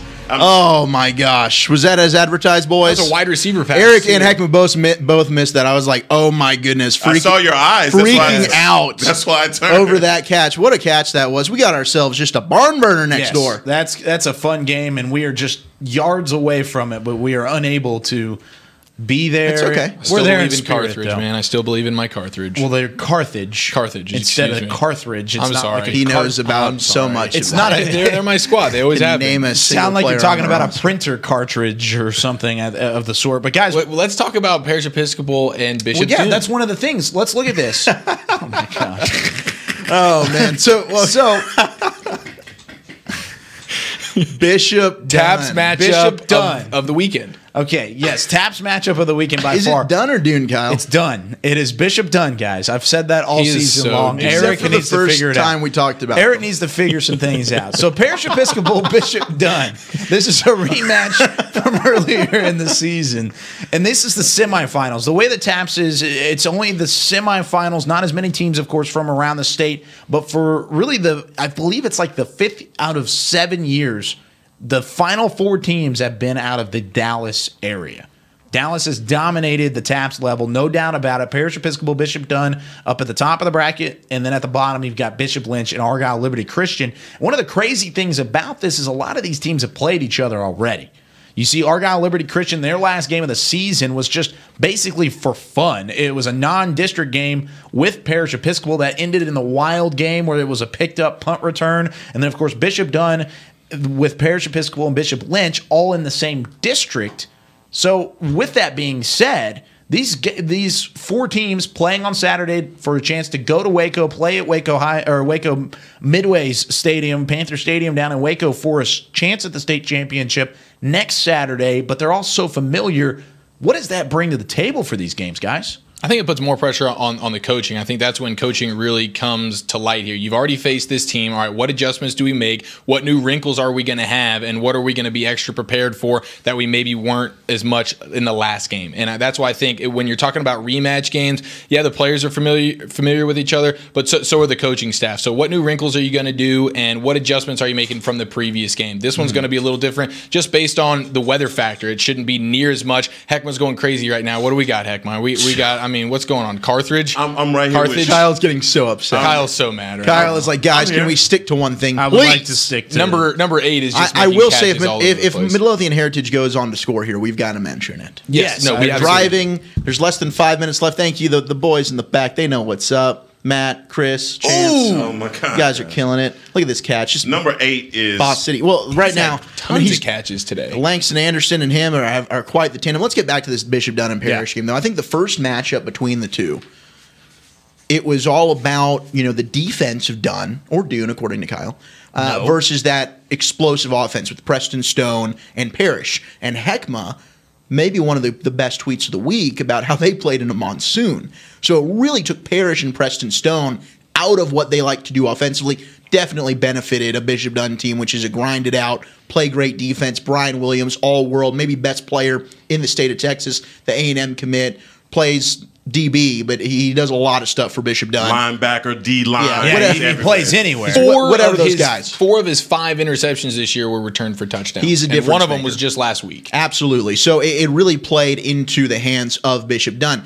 You're hoping, weather's not an issue, and we can see Parrish, who had an outstanding game last week, and Preston Stone, a 99-yard touchdown pass. I know you were on hand for that one. Unbelievable. It's not every day you see a 99. In this building, Tony Dorsett, sure, we're accustomed to it. But in high school, 99-yard bombs like that do not happen all the time. And Preston Stone, one of the best arms in the state, one of the best young quarterbacks we've got to watch. So I'm really excited to see this match. But I think it's going to be much different than the first meeting. Now, you were really hard on me about anointing Preston, my man. I called him the golden child. He has the knife. Anyway, you'd have to be a part of the 80s cinema to know what I'm talking about there. Dang, I just missed the cut on that one, dude. Shut up. Yeah, you were close. But Preston Stone is, they had to have the elements with him to slow him down. I don't believe they had any yards passing in that game that they played in Oak Cliff against Bishop Dunn. But you said it. Brian Williams is the difference maker for Bishop Dunn and their defense, and it's gonna be a tough game. Doesn't matter if it's raining, hot, cold. It's going to be a tough game for them. But Episcopal hasn't shown up against their 4 toughest teams this year. Dunn, Prestonwood, Lynch, and Argyle Liberty Christian. They're 1-3 in those games, and they failed to put up 30 points in all of those games. Yeah. Now, in the rest of their games, they dominate, and it's great, and it's wonderful. We're playing a little bit of the lowly teams. When we go play these teams that are now, you'd see 2 of those 3 teams are right here waiting for you in the state championship. So these are the cream of the crop teams, and so far this year, Episcopal has really failed to show up. Yeah, I see exactly what you're saying. Now, I would throw in a game that's at the end of that. Fort Worth Nolan was the game they played last week, and like you said, Zach, I was on the call for that game. Got to do some play-by-play for that one. And Cameron Overton, we've talked a lot about Preston Stone. We've talked a lot about what he's able to do. But Cameron Overton made that game last week. He had 8 receptions, 288 yards, and 3 touchdowns. And talking about those 3 touchdowns, they all came when Parrish was down 14-6, and from that point forward. So he had the 99-yard touchdown pass, which I kid you not, it was all the way up. A blade of grass could have separated that ball from the goal line. Could not have been placed any better for a defense to start a drive against an offense. And he threw it 99 yards for a touchdown, but it was Cameron Overton that made the play over the corner in order to make that thing break free. Then he had a 70-yard touchdown reception. Oh, and by the way, you want an encore to your 99-yard? How about an 89-yard touchdown reception at the end of that ball game? Well, just give him a yellow jacket already. That's what I'm saying. I mean, the fact that he was able to make plays like that. Well, you've already given one to Preston. Let's be honest here. Let's give him a candy. Here you go. Oh, yeah, whatever. But overall, I just think it's an incredible feat for Parrish. I get what you're saying. In the regular season, they did not play well in big games. but I think they're a different team now than what they have been, as we saw last week with the way they played against Fort Worth. Nolan, on the other side of that bracket, though, then you've got a team like Bishop Lynch, and you're matched up Bishop Lynch with an Argyle Liberty Christian team, which a lot of people think have what it takes in order to win a state title at the TAPS ranks, especially after their win over Prestonwood, who a lot of us looked at as the favorite inside of TAPS. Reigning champs. Yeah. Reigning champs, exactly. Absolutely. And they got the win over Prestonwood. Now, I think it is fair to note, Dylan Codwalder, the outstanding quarterback for Prestonwood Christian, was hurt in that game. Panetti, their backup, came in relief and really struggled. And Argyle Liberty Christian was able to capitalize off of that. But to them, I mean, Coach Stephen Greek said afterwards, that was a signature win. You know, PCA is really dominated the TAPS level. If they haven't won a state championship, they've made very deep runs every single year. And now this is an Argyle Liberty Christian team that was able to avenge a 49-20 loss to Prestonwood. Gives them a ton of confidence heading into this Bishop Lynch game. They're led by sophomore quarterback Daniel Greek, who's been very good this year, but they're a run-first team. I mean, they want to run the football with – really both of these teams do. They want to come out and run the football. Bishop Lynch, though, with Charles Crawford, last week, 375 yards and 4 touchdowns in their victory over Houston St. Thomas. So both these teams want to come out, run the football. Something's got to give here, and – if Lynch were to win this game and Bishop Dunn were to win their game and both those teams meet in the state championship, it would be a rematch of the 2016 title. And you're right, Kyle. You look at it, and the DFW has just dominated TAPS. This is the 9th time in 11 years. That's what it was. The 9th time in 11 years that it'll be an all DFW area matchup. So another cool storyline with Argyle Liberty Christian, and this kind of came up with the matchup last night with the Cowboys and the Saints, but in 2012, Sean Payton was suspended by the NFL for that bounty gate that went on, and his kids go to Argyle Liberty Christian. So he came back, came home, and he actually was the offensive coordinator for their 6th grade team. That 6th grade team is now all seniors on this Argyle Liberty Christian team. So they've learned from the best. A lot of those kids were interviewed this week leading up to it, talking about like kind of how was that experience, what were they able to learn from Sean Payton. So just a cool little intertwining storyline being here at the Star in Frisco with Sean Payton and his relationship with Argyle Liberty Christian. You're so smart, Chuck. I just try and find some nuggets to help the show out, bro. He's got it all under lock, but when we look at these games, we see the 4 area teams in the Division I ranks. So it's not that way in Division II. However, possibly the favorite, and Heckma, I know you're just chomping at the bit to talk about this ball club. The favorite in that Division II ranks might very well be Trinity Christian Cedar Hill and what they're able to do. What have you looked at from their matchup as they got a tough Fort Worth Christian team on the other side coming up tomorrow at 9? Yeah, Trinity Christian Cedar Hill is look, they are the talk of TAPS, and not always for a good reason. There are so many parents in the TAPS school districts that they don't want to play this team. You know, they look at them as the IMG, basically, of North Texas, because they're. If I just went position by position, all 22 players, it's an all-star cast of guys that are amazing. Look, they should rename the school Trinity Christian Cedar Hill to the Charles Xavier Institute of Higher Learning for like X-Men. Absolutely. I love that reference. That's awesome. I'm just telling you, when you look at these players, these guys are amazing. You talked about a kid, I believe it was the first week you highlighted a kid. Quaylen Jones? Quaylen Jones. Running back. Is the running back, y'all. This dude's a big stud. boy. He should not be allowed to play with teenagers. It's 5'10", 225 pounds, and he is built like a grown man-child. He's going to be a Baylor Bear, I'm pretty sure. Yeah, all right. I don't know how that happened. Baylor got him. Baylor, Matt you Rule are said getting the right things. Baylor, you're getting a dog square. Okay, that's dog. Double dog? Double dog. He's a double dog, double G? Oh, man, dude, he's too much, all right? But I'm going to get off him, and I want to tell you guys, Deion Sanders has a few kids that play on this team. Deion coaches on the team, doesn't he? He Deion's does. Professor X. Thank you. That's what he'll tell you that's for sure. That's okay, but he got me. Deion Sanders has his baby, his youngest son, Shadir Sanders, is the quarterback for Cedar Hill, and he has all the tools. Tall, rangy, great arm, plenty of speed in that RPO offense. But I'm telling you, his kid, though, his oldest boy, Shiloh Sanders, DB. Dude, he's got good genes. He doesn't have the prime speed. But you do.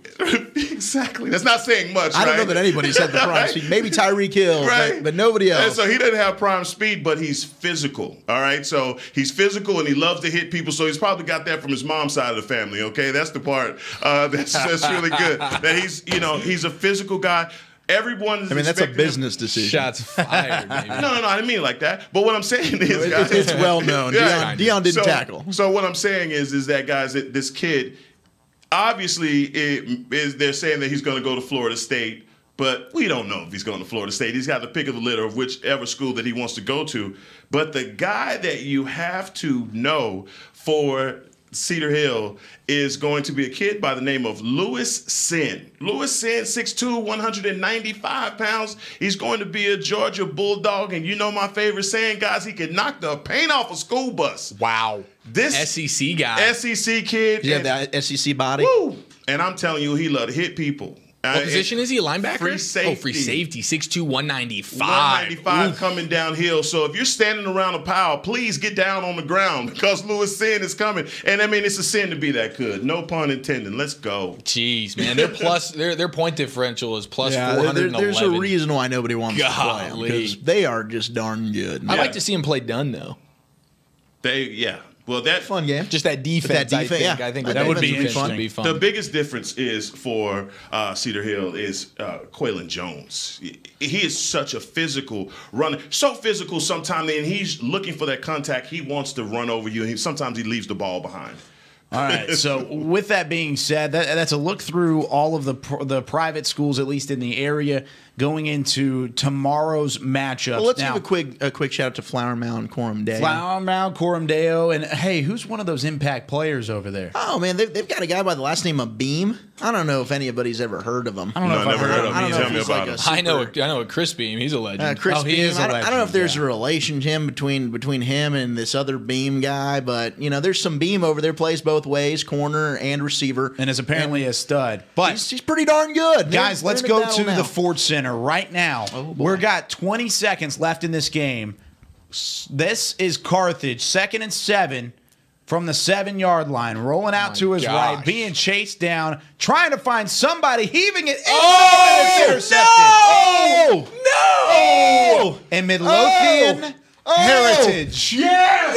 No! 38-1 in their last 39. There's got to be a flag. Yeah, it looks like there may be a little bit of a premature celebration. Oh my God, maybe there is. Gunner Caps. The man. way that the quarterback was dragged down might have been a horse collar. Oh, I would love he that. was dragged down pretty aggressive. As we await the call from the 1. Now I will say Gunner Caps, though, on the move has not played very well today. No. He has really struggled, not as mobile as I think. It is a horse collar. It is a horse collar. Oh, breathe new life. Goodness. That's a backbreaker right there, man. Now, what do you think? Because Midlothian, I wonder Carthage if been going for 2. Yeah, I think they will. I think they will go for 2. You think they go for 2 and try and win this game? No. They've done that. However, they did go for 2. They have been going for 2, but they didn't the last time they scored. They went ahead and kicked the extra point. Kicked the extra point. I don't know. Would you?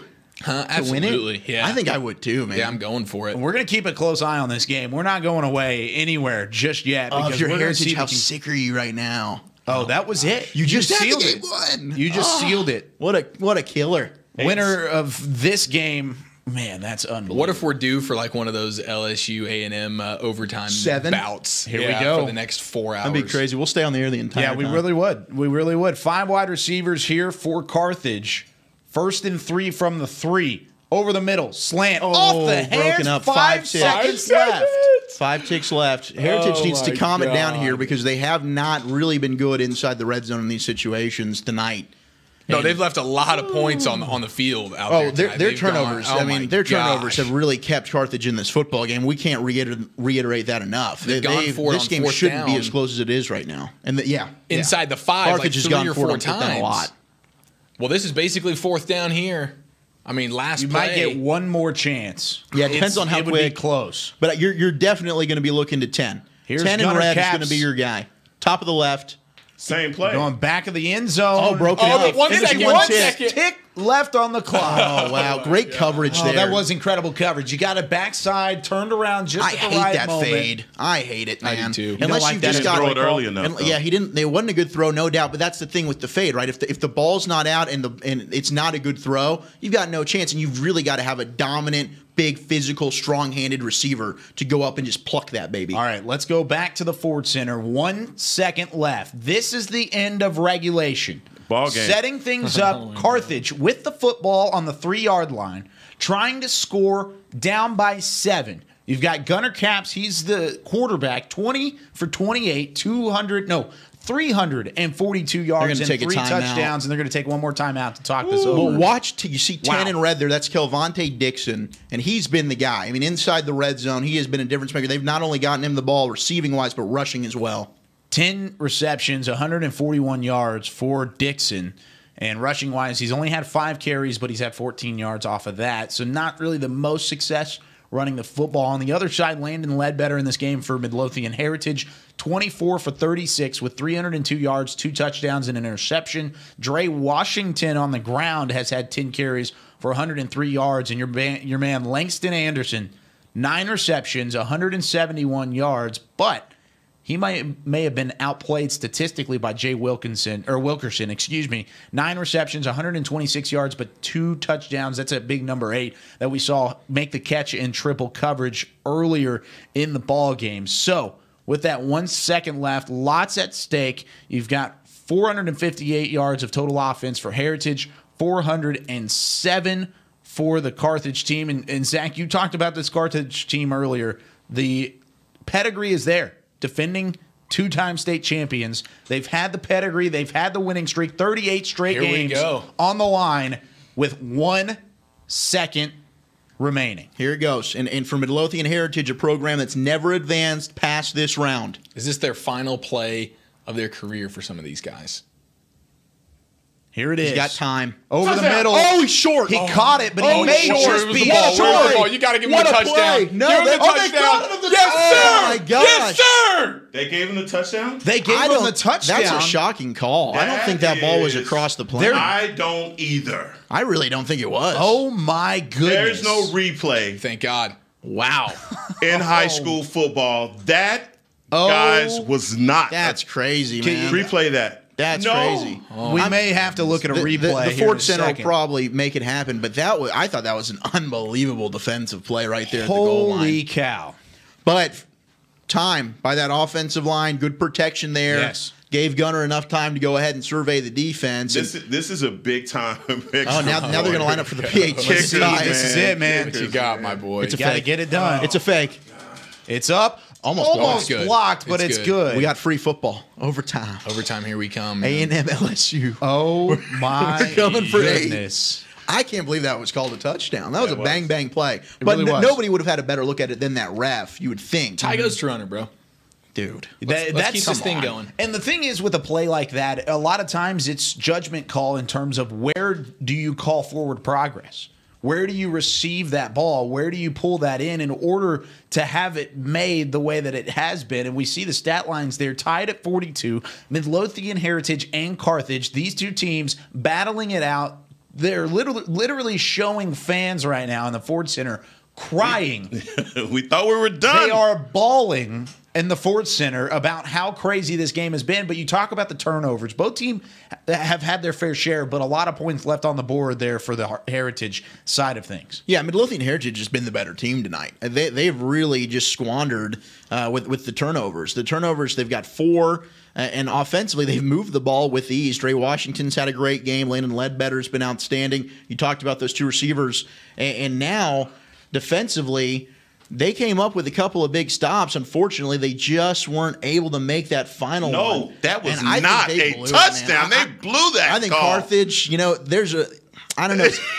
Say it. Say it. Let it come out of your mouth. When you look at some of these schools that sizzle in your spirit, that just they find a way. They win 38 straight. They win 25 straight. They get some things that kind of go their way. That was not a touchdown. That was not a touchdown. That was a great stop. Midlothian Heritage made a game-winning play, and they got robbed. They really did. They flat out got robbed. That's pretty terrible. This is where you're going to see ball don't lie, right? This is a chance. And Caden Holcomb was the one that reeled in that pass. Caden Holcomb made a big-time play, ended up catching the football, but I agree with you. I think he was about this far short at the goal line. Like his legs might have been at the goal line. His feet might have been touching there. I don't think that football. I think that football was at the half-yard line. Yeah. And then he got pushed backwards about 3 more yards. Can't we just be thankful we got free football? This outstanding football game I mean, keeps to be playing. That's true. And we're gonna stay here. We're gonna make sure that's taken care of. Yeah, tell that to Chris and oh man and Matt. Yeah, they're looking at me and they're thinking you guys can stay, but we won't be streaming. Now you were talking about a stud by the last name of Beam before you got interrupted by the game. Yes, so obviously this hey, kid is take it away. Amazing. I mean, that's Chris's nephew, man. We all know the kid. He's a baller. And we're not just saying this because it's Chris's nephew. No, he's really good. Like if he weren't legit, we wouldn't bring this up. He's really good. No, we'd bring it up. No, we wouldn't. Legit. No, I wouldn't. I'm honest. It's Chris's nephew. I'm not going to bring up fake news, man. If my nephew weren't good, I'm not going to bring him up. If my nephew was good, I'd bring him up. And talking to you actually have brought up one of your cousins. Go ahead. You have, haven't you? Talking about maybe it was your uncle. Talking about this Carthage game a little bit. We were talking about the play just a moment ago. I just got a text message from Jackson Donovan, who's at the game right now, and he said that's not a touchdown. He said that ball was taken out of the goal line before it even touched the goal line. He's sitting on the sideline right now, and he still thought that was not a touchdown. So I don't know. Just a tough, controversial call to send that one to OT 42-42. Let's look at some of the other scores around the area. As right now, Frisco, Reedy, Burles, and Centennial, that game's still at a halftime delay. We've got the same thing with Arlington, Lamar, and Duncanville. Looks like Arlington, Lamar, and Duncanville might be getting back underway here in just a moment. Aledo, South Oak Cliff still being delayed due to weather. But Argyle's up now. Are they really? Argyle has just scored to take the lead, 19-14, and it is Tito Bice with a 15-yard touchdown run. So, Heckma, right on cue. You said eventually the bear would wake. Looks like Argyle has awoken. They're playing my favorite Destiny Child's song called "Say My Name." Say my name, say my name. Still 8:28 left in that football game, and Salina has the football on the right around midfield. I'm going to call an overtime game in that one too. Well, it's a 5-point game, so it's going to be kind of tough. Things will happen. Safety and a field goal is no problem. I'm trying to. I'm upset for Midlothian Heritage right now. They had an interception to seal the win. They got taken away because of the horse collar. Then they were robbed of a phenomenal stop. That was clearly short. Like everybody in this entire building and complex knew that ball was short, except for Eric Chiafalo to my left. And he's only saying it wasn't short because he doesn't want me to get an upset pick correct. Exactly. It's true. Which is the only reason why you're upset. You think you got robbed. I've been a fan of Midlothian Heritage forever. But this has been an outstanding football game. It has been an outstanding I'm not upset about overtime. And I want 8 now, though. Midlothian Heritage is going to get the football first, so Carthage will have a chance to answer from the 25-yard line. Alternating possessions. Of course, they get the ball second, right? They know exactly what they'll need. They knew the coin toss, whatever. Yeah, no, I don't know about that one. 19-14, though, Argyle over Salina. But one of the games that I do want to look at that is back underway is that Trinity versus South Lake Carroll game from Apogee Stadium. This is a good football game, guys. 21-7 at the start of the fourth quarter, and Trinity has the football. The thing is you look at 21-7 in this football game, and it doesn't surprise me that South Lake Carroll's up by 2 scores.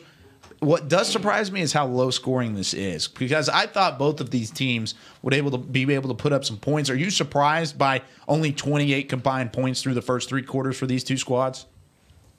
I mean, both of these teams have good defenses. I mean, especially when you look at South Lake and what they did, or really what they've done all season, but what they did, I know I keep talking about it, what they did against Coppell in the round 1 of the playoffs where they had negative 30 rushing yards in that game. I mean, South Lake's defense is really good. Trinity's defense is as well. And South Lake's offense, of course, they have the ability to put up a ton of points, and Trinity's done that as well. But at the same time, when you talk about two teams that like to run the football, you're not really sure how the weather's going to be. Obviously, the second half, I mean, it's been a monsoon out there. I mean, that's going to bring the scoring down a little bit. But for me, it's Will Bowers getting it done through the air. I know the second half they haven't put points on the board, but still being able to do it through the air, that's the one thing Trinity doesn't do as well. And when a team like Trinity who likes to run the ball, you're going to be down 2 scores in the fourth quarter against a team like South Lake, it's almost impossible for you to come back. You're not built that way. Yeah, I mean, Man, everything I'm about to say is going to be piggybacking what you just said. And it literally is true. I mean, that's just not, they don't have the formula to score quickly. Yeah. And at this point, that's what they need to do. Yeah, and to start the second half, Trinity had an 11-play drive that went all the way to the Carroll 22-yard line, and unfortunately went for it on fourth down. Carroll got the stop. So that's what Trinity's going to do. A long, methodical, move the football. And 11 plays, you milk a lot of clock, but if it comes away with 0 points, all for naught. Yeah, that's trouble. And credit to Southlake for being able to come in here. They only have 67 yards rushing on the day when this is a team that's really leaned on their running game for the most of the season, with Bowers at the quarterback position and then obviously TJ McDaniel. Well, they only got 67 yards rushing, but they still have over 300 yards of offense, and they've put up 21 points. So Carroll showing they can do it in a multitude of ways. Looks like right now, just a quick update from that Carthage Midlothian Heritage. Landon Ledbetter just took a hit. He had a 12-yard run. It was 2nd and 20, and he ran it for 12 yards, but got hit, and he's hunched over, barely able to breathe right now. So we'll see if Ledbetter, he's still in the ballgame. He's fighting it out, being tough with it. But he's taking a few big shots. He's taken a couple earlier in this game. Oh, he got helicoptered. It was one of those it was the John Elway into the end zone, except it wasn't into the end zone. But he got up. He was a little shaken up, and I thought they were going to pull him off the field. He didn't. He's been fine. He's been the best quarterback in the game. What a hit, though. Yeah. What a hit. You ain't kidding. Outstanding. Yeah, 3rd and 8 is where that is. Now, Southlake, Carroll, and you talk about that game in Trinity. I agree with the fact that you guys are looking at it from a standpoint of a team that's not built to score quickly, and that's exactly what Trinity is. That's a methodical working team. They are methodically moving down the field with 10:14 left in the fourth quarter. They're now into Southlake Carroll territory with a fresh set of downs inside the 40-yard line. So, with a chance to try and make something happen, they just had a 23-yard pass to a last name that I am not going to try and pronounce. I promise you. Oh, give it a whirl. You really want me to? Of course I do. No, I mean, you can't even say Dune. Is it Fanua? Is it Lockie? It's done. So. Oh, done? Or is it Dune, Kyle? I don't even want to say it. Fake Tonga? Try it. Is it Fake Tonga? I guess. Yeah, that's the one that I'm looking at. He's a beast. He's an absolute beast. Incredible. You know what will be interesting for me? If Trinity does go score here and make this a one-score game, Southlake hasn't been able to run the ball all game, and when you have a 7-point lead in the fourth quarter, all you want to do is be able to ice the game, run the ball. Yes. They've been able to do it well all season. They haven't done it well tonight. Can they do that if this becomes a one-score game, say, with 7-8 minutes left? You got to credit that Trinity defense for being able to shut down TJ McDaniels. Only 68 yards in the game as we continue to keep track of that one. The worst part about this week is the rain by far, because that Duncanville, Arlington, Lamar game is still in a rain delay and lots of things happening throughout the area in terms of rain. But Heckma, you were looking over there. Did you have something to add on the week so far and what you've kind of seen around the state? What's in your heart? What's on your mind? I don't know what that was. Come on. I don't know what that was. What's really kind of throwing me off is just the fact that we're having rain delays at this point of the season. Mm-hmm. And you've already taken full responsibility. I am, but the thing is that the momentum that a lot of these teams have just let die in the locker room. It's like starting the game all over again, but now you only have a half to play, and so I'm really leery about some of these games, honestly.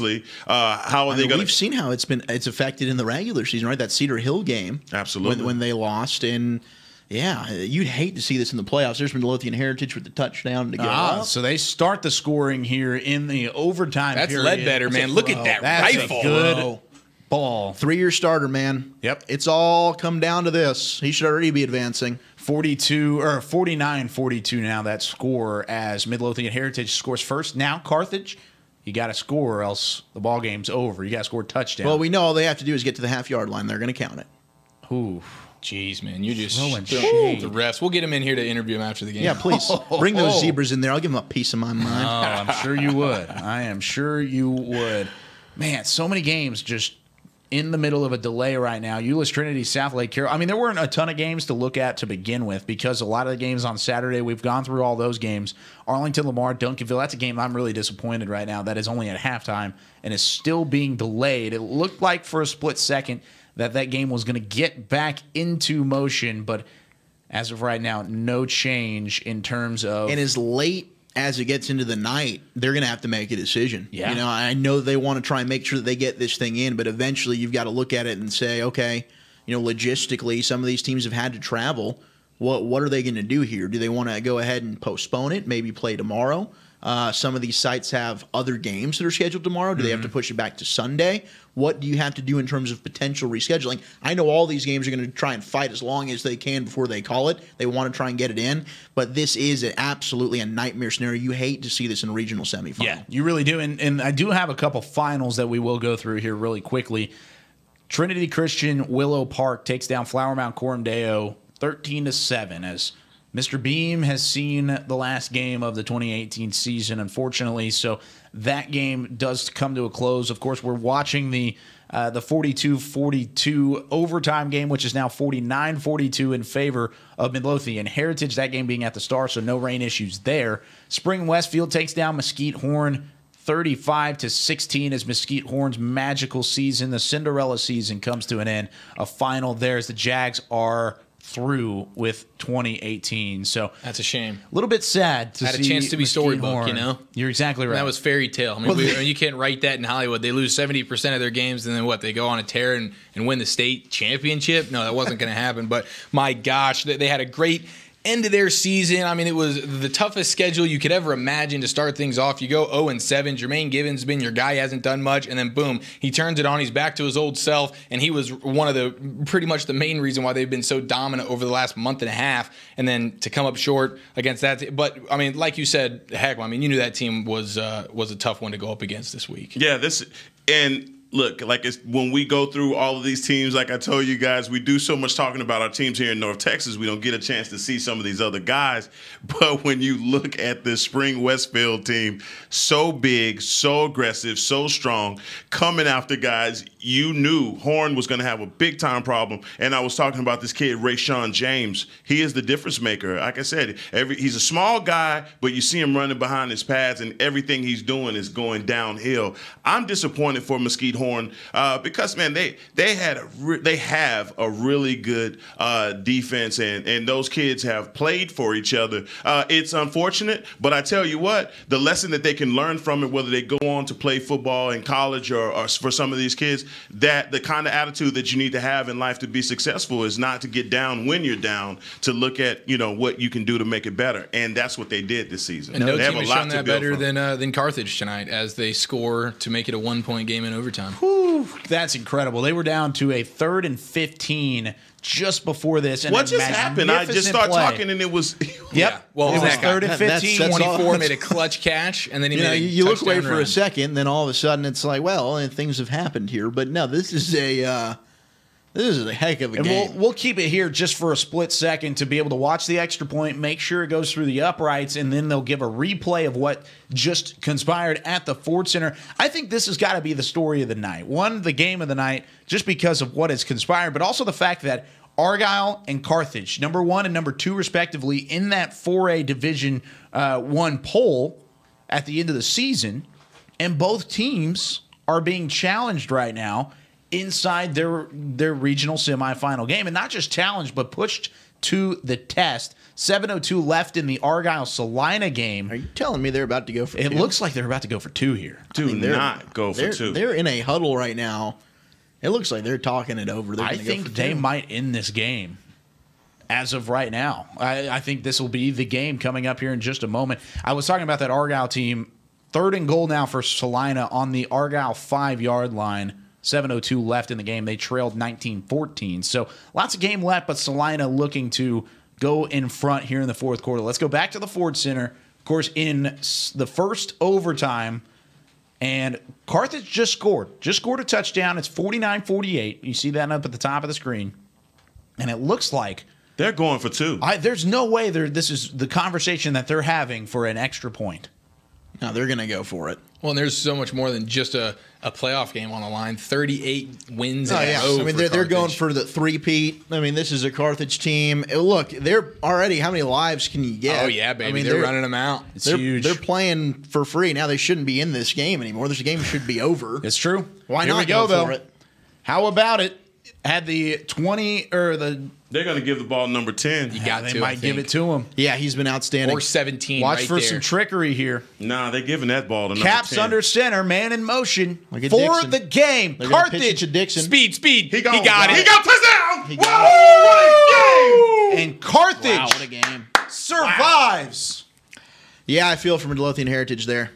That's a game they should have. They won. They really did win that game. Tell that to But- Carthage. Well, Carthage is. That's nothing new for them, right? Hey, That man. is- The state's longest winning streak lives on. Dude, But you give the ball that to your was best an player there, right? amazing game. Yeah, I'm telling you, that definitely has the been game of the night. amazing Regardless of if game. these games had been able to play, we don't have the weather. Yes. This game was outstanding. I mean, the defensive coordinator should be fired, but still. Yeah. Unbelievable. Yeah. Oh, man. But hey, you know what? Dixon has been the guy, without a doubt, all year long. But for Carthage, and they called his number there. You know, you give the ball to your best player, and he rewarded him. They go for 2, a gutsy call. You talk a lot about character in football and telling kids, you know, it's okay to show your emotions, but at the same time, during the loss, you want to be a respectable loser, right? These kids from Heritage have got to be TO'd. There's a scene right now at the Ford Center, and until just about 5 seconds ago, Heritage had not moved. Like the sideline they had been frozen. It looked like you had taken a picture of the Midlothian Heritage sideline because stunned is the best word for it out of that yeah, that's a horrible call. It really was. And we talked about it in the moment that at the last play of the game, there was 1 second left and a 3-yard touchdown pass to win that game, or to tie the game rather, to Caden Holcomb from Gunner Caps. And it looked like, from our vantage point and from anybody in the stadium rather, that it was on the half-yard line. And that's a terrible way to look at a season. And I don't want to discredit Carthage because they played their hearts out as well into overtime. That's a hard-fought win. They did what they needed to do. But the call was the call. That can't be changed. And that's unfortunate because Carthage moves on and they'll end up going to that next round. But at the same time, it's a big what if for that Midlothian Heritage team because they played very well throughout the entirety of the ball game. They did. Their offense was amazing. They were. The 4 turnovers. I don't know if they ever punted. If they weren't turning it over, they were scoring touchdowns. But it's the 4 turnovers, right? I mean, you can't turn the ball over 4 times against a team like a Carthage. Yeah, you just can't do that. And you think of also the fact that Carthage was down in this game by at least 2 touchdowns on 2 separate occasions. They were down by 14 points at one point. They were down by 15 points at one point. And in both times, they were able to put up 2 back-to-back scores and get the conversion that was needed whenever they were down by 15 to tie it back up. So the resiliency was always there from the Carthage side. It was the fact that Midlothian Heritage, that's a frustrating win because I think that might be the first time they trailed in that entire ball game, if I'm not mistaken. Yeah. Carthage did show a lot of heart, guys. Under these plays that they're replaying from the game. I mean, they were down. And they had to find the heart of a champion to come back because they were down at one point 21-6. And so getting back in this game, everything was an uphill battle for them to finally score. They 50 points, obviously, in overtime to do it. But still, they had to truly show the heart of a champion to get back in this game. Yeah, they really did. And another team showing the heart of a champion right now is the Salina Bobcats. On the 3-yard line, 4th and goal, a 3-yard touchdown pass. Brady Cunningham and the 2-point conversion. Wow. Puts Salina up 22-19 on Argyle, the number 1 ranked teams in the state. And that's late in the 4th quarter. 2:45 left. Argyle's going to get the ball back with a chance to win it, and that's all they can really ask for at this point. But how about Salina? Salina time, the real thing. This has been a completely different meeting here in the rematch than it was 3 weeks ago. Well, they had it all started with them in the game versus Wilma Hutchins. I mean, they were facing a lot versus Douglas Jr., and they overcame a very furious Wilma Hutchinson team that everybody thought they were going to lose to. They roadkill in that, and they win that game by 1 point. They stomp on Stephenville, and here's this game versus Argyle, where if they pull this one out, guys, this is I don't know. That game next week, would it be Waco La Vega? It would be, yes. Yeah, that's going to be a game that both of these teams are going to be big. And you look at the Carthage bracket as well, as they just moved on with that 50-49 win over Midlothian Heritage in overtime for a Division I Region 3. But they will take on a Henderson team that barely squeaked by in their game as well. So combined, out of those two regional semifinal games, a combined margin of victory of 2 points, because that Carthage Midlothian Heritage was 50-49, a little typo there. But other than that, an incredible matchup on the way for Henderson and Carthage coming up next week out of that same District 10. Now, right now, we had about 6 minutes. Yep. We have so many games that are in a delay right now. So many games. And you look at it in Argyle, Salina, that game's still going on. And with 2:45 left, Argyle has the football down by 3. But yeah, you're exactly right. Oh, Frisco Reedy and Burleson Centennial's back underway. So we got a little bit of positivity there. 6:39 left in the fourth quarter. Frisco Reedy leads it 27-7. Southlake Carroll just put up another touchdown score on Euless Trinity, 28-7 with 5:11 left in the game. And then also you've got Arlington, Lamar, and Duncanville. I just got a text from Major and Jagish. Apparently that game will get underway in the next 10 minutes. So that game should be back underway here in just a moment. But other than that, lots of games just being delayed. That Arlington, Lamar, Duncanville game, that's one of the games of the night that I had circled, I was looking forward to. It's a one-possession game at halftime, and with 24 minutes of game action left, there's only one score remaining, but the delay pushes it all the way back, guys. Just tough. No, it is. There's nothing you can do about the weather, right? Nope. Mother Nature. And Southlake Carroll has also scored. They're up 28-7 now against Trinity. It looks like Carroll. That's what I said. You mentioned that. It looks like they're going to advance. And Reedy probably is going to advance as well, up to by 20 against Burleson Centennial. So we have a little bit of closure, maybe, as we end this show with those two games, but a lot up in the air. With Arlington, Lamar, and Duncanville, a game we were excited about, Aledo and South Oak Cliff, maybe the most exciting game for us here with our ties to South Oak Cliff and how good Aledo has been all year. But, at least we got a classic in Midlothian Heritage and Carthage, and we've got a great slate of games tomorrow. So, it'll all shake out. It'll all be fine. But I think that the question mark going into the night, what happens now with some of these games that still are still in delay when you look at Lamar and Duncanville and Aledo and South Oak Cliff. And the way you can keep up with that is follow us on Twitter. We still have reporters out at every game, Friday_stars. You can also follow us on Instagram, Friday Night Stars _, and then like our Facebook page as well. So go on and keep up with that.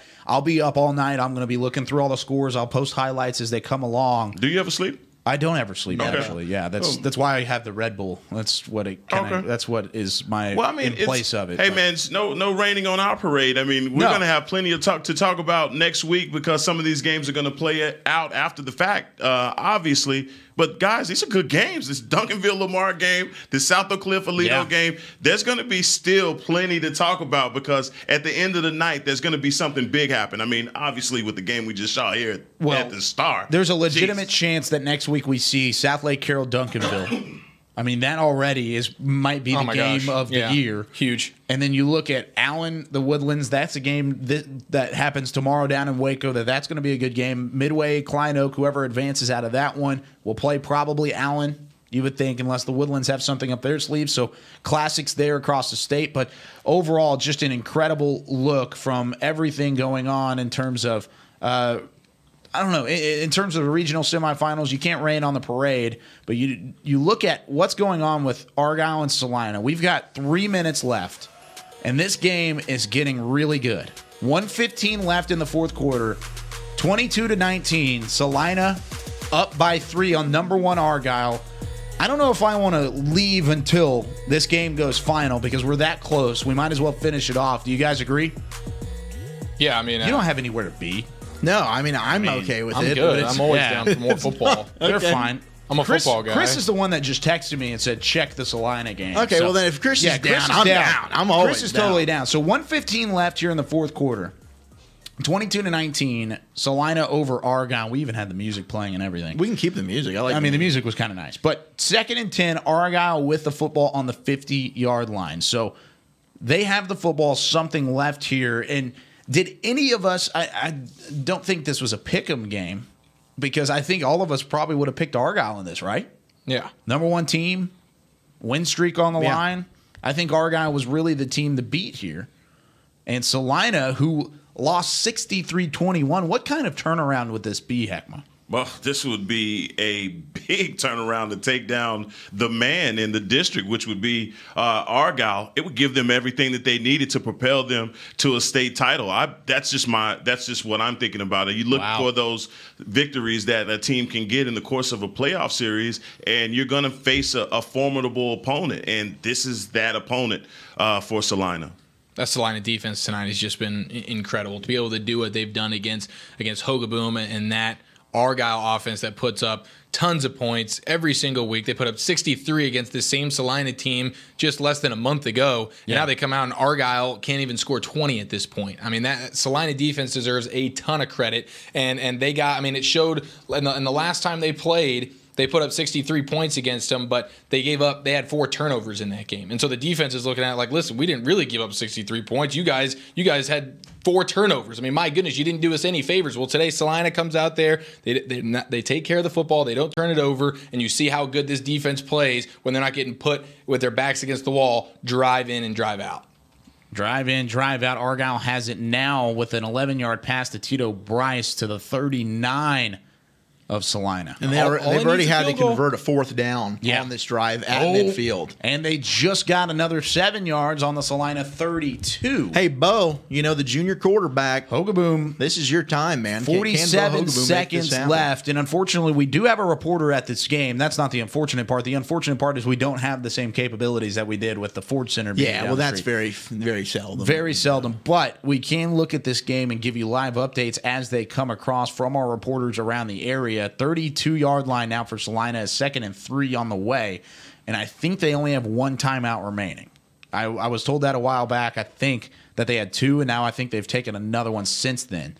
So, with 47 seconds left on the clock, Bo Hogaboom just ran for 7 yards. And Dylan Carter, who's been the guy this year for Argyle at receiver, him and Bo Hogaboom have set records for most yards and touchdowns. He's been really quiet. Just 2 catches, 52 yards. It's been Tito Bice. And we talked about that 3-headed monster with Hogaboom, with Carter and Bice. And Tito Bice kind of gets a little bit overlooked because of how efficient they've been throwing the football. But Tito Bice has been the workload carrier tonight. 35 carries, 132 yards, 2 touchdowns. Only averaging 3.7 yards a carry, though. So, Eric, you talked about that Salina defense. They are making Argyle earn every single yard. And that includes this final drive here. And Argyle's had 2 field goals tonight. They only need a field goal to tie. They've hit a 30-yarder and a 27-yarder. So they trust their field goal unit and their kicker, Grant Shaw. So all they need to do is get down there within about 30, 40 yards. They might have a chance to at least tie this thing. Bo Hogaboom just got sacked for a -3 yards, 42 seconds and counting left on that clock in the 4th quarter. Argyle trying to fight to get back up to the line of scrimmage and make something happen. Now, you said Argyle had 1 timeout left? They have 1 timeout remaining. And that's a big sack. They probably just burned it if they got sacked. Yeah, and they're trying to creep towards field goal range as well. So, that's a play there with the offensive line. And the offensive line for Argyle has been really good all year long, too. So, the Bearcats, Salina time, man. Yeah, Salina time for those Bobcats. While we're waiting on that one to kind of turn around, let's look at South Lake Carroll and Trinity. South Lake Carroll just scored on top of that one again, 35-7. Jeez. As that game is continuing to move on in that one. But we've got Gavin Dunaway on the scene. I'm going to see if I can maybe get Gavin Dunaway on the phone and maybe see if we can get some live play-by-play maybe from Gavin. This is going to be a little tough, but we're going to see if I can maybe fix that up. But as that's being told, guys, kind of go through some of the finals, not only today, but just this week, and then also look forward to some of the other games that we have going on as well. Well, let's go ahead and talk about Frisco, Reedy, and Burleson Centennial. That is one game that coming down, Reedy up 34-7 late in the 4th quarter. And then Carroll, we were just talking about the game a little bit ago. It was 21-7 just moments ago, and can TJ McDaniel and this South Lake Carroll team go ahead and grind it out in the 4th quarter? Well, the answer is clearly yes. 35-7. They've pulled away from Trinity, and that'll set up a matchup between South Lake Carroll and whoever wins this Arlington-Lamar Duncanville game, which Duncanville is up 14-6, but it's been on a weather delay for the past 2 hours at least. So, we'll see there. And then how does that affect, obviously if they have to reschedule that game, maybe a short week for the winner of Lamar and Duncanville. Could be an advantage for South Lake Carroll moving forward. And then right now, Aledo up 14-7 on South Oak Cliff. That game also in a weather delay. But the game of the night that we've been talking about here at the Star, 50-49, Carthage defeating Midlothian Heritage, a game that went to overtime. Controversial call there right before in the final play of regulation, where it seemed like Midlothian Heritage stopped Carthage short of the goal line. They did. They did. I agree. I 100% agree, but they called it a touchdown. Carthage goes for 2 in overtime. Dixon on a quick little sweep off the edge gets to the pylon, and Carthage, with the state's longest winning streak, they go ahead and survive. So an outstanding set of games. Obviously, we've talked at length about the weather and how that's played a factor as of right now. And then, Eric, I'm sorry, but, the Northwest Texans, a game that luckily kicked off at 4 o'clock. They were able to completely get it in. But avoid the weather, yeah. They fall to Lubbock Cooper 34-14. So it's still an outstanding year for the Texans. I think it was the first time in 50 years they'd won a district title. We got an update. I do have an update. Oh, we got updates. We got an update. Kyle's got that look in his eye. Oh, my gosh. With 25 seconds remaining, Bo Hogaboom pass complete to Cole Kirkpatrick for 28 yards for a touchdown. Ice in his veins. Argyle and the Eagles lead it 26-22 with 25 seconds remaining. Oh, man. God.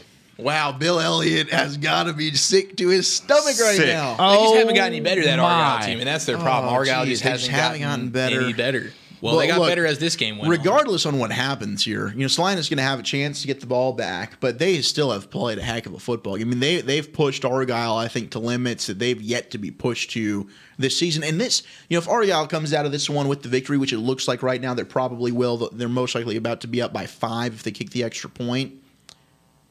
I think this is a great game for them. Instead of just cruising through, they get a game that's close. They're down. They have to come back. They have to fight. They have to grind. They've been just cruising, man. They've been beating teams by 40 points. They haven't played a close game since they last saw Paris, which was maybe in October. So it's been a while since Argyle's been tested, and going into a game against a very good Waco La Vega team that they narrowly beat by 2 earlier in the season, being able to survive against a quality opponent in Salina that has the track record and the history of tradition that they have, wow.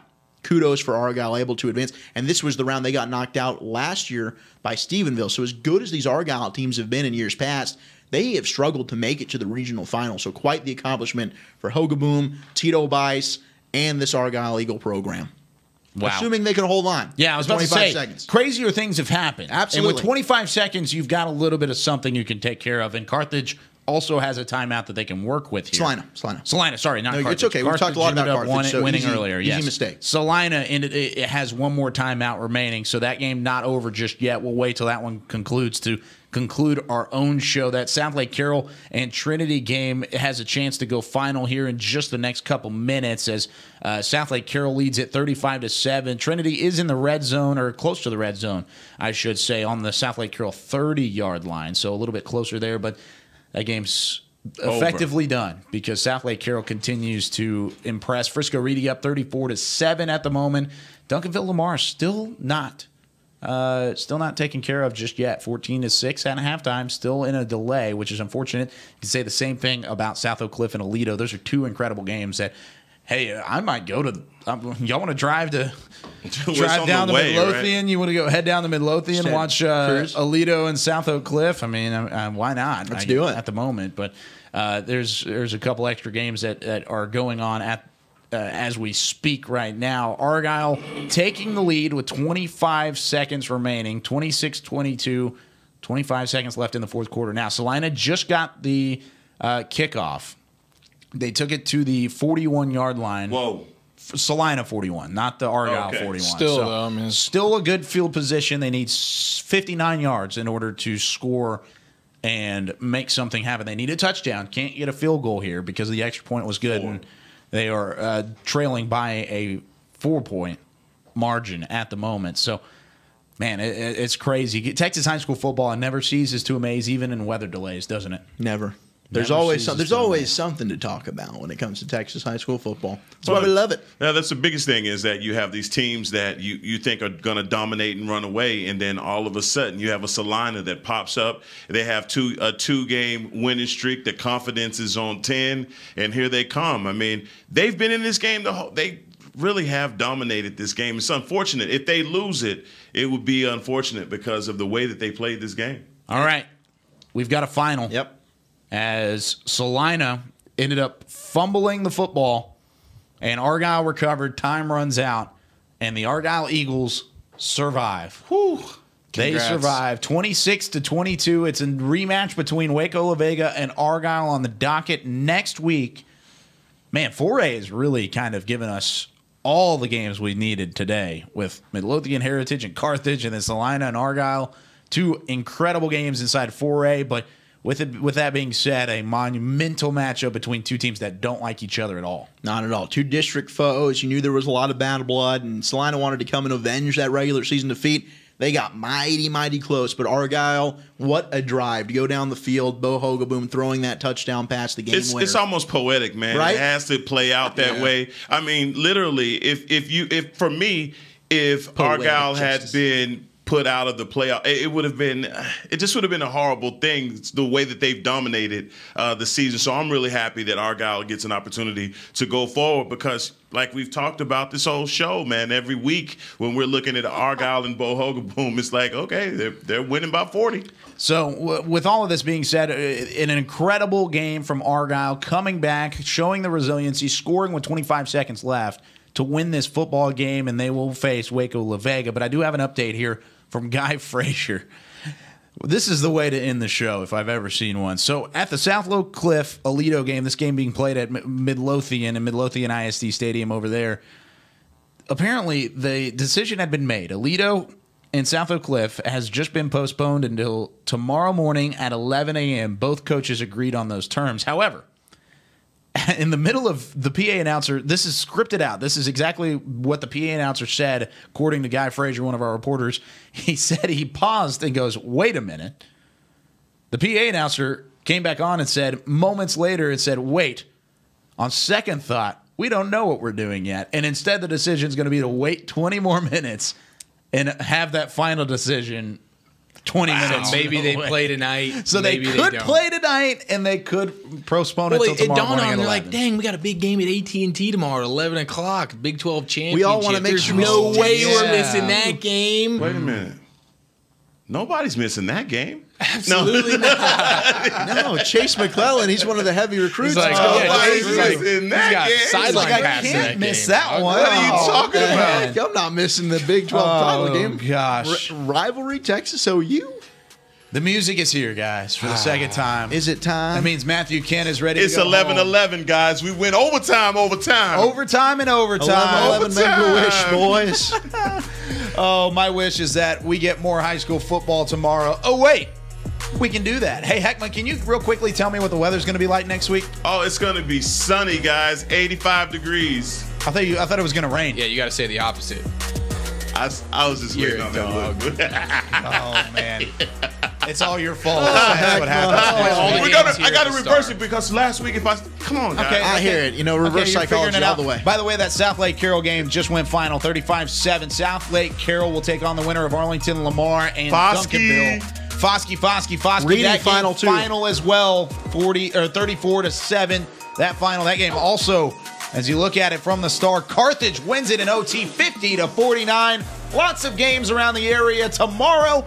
Be sure to stay tuned on Friday_stars on Instagram at Friday Night Stars _ and then also like our Facebook page as well. We're sorry about the weather. We can't do anything about it, but we're glad you're with us on YouTube, Vimeo, Twitter, and Facebook. We'll be back next week, 5 to 7, 9 to 11.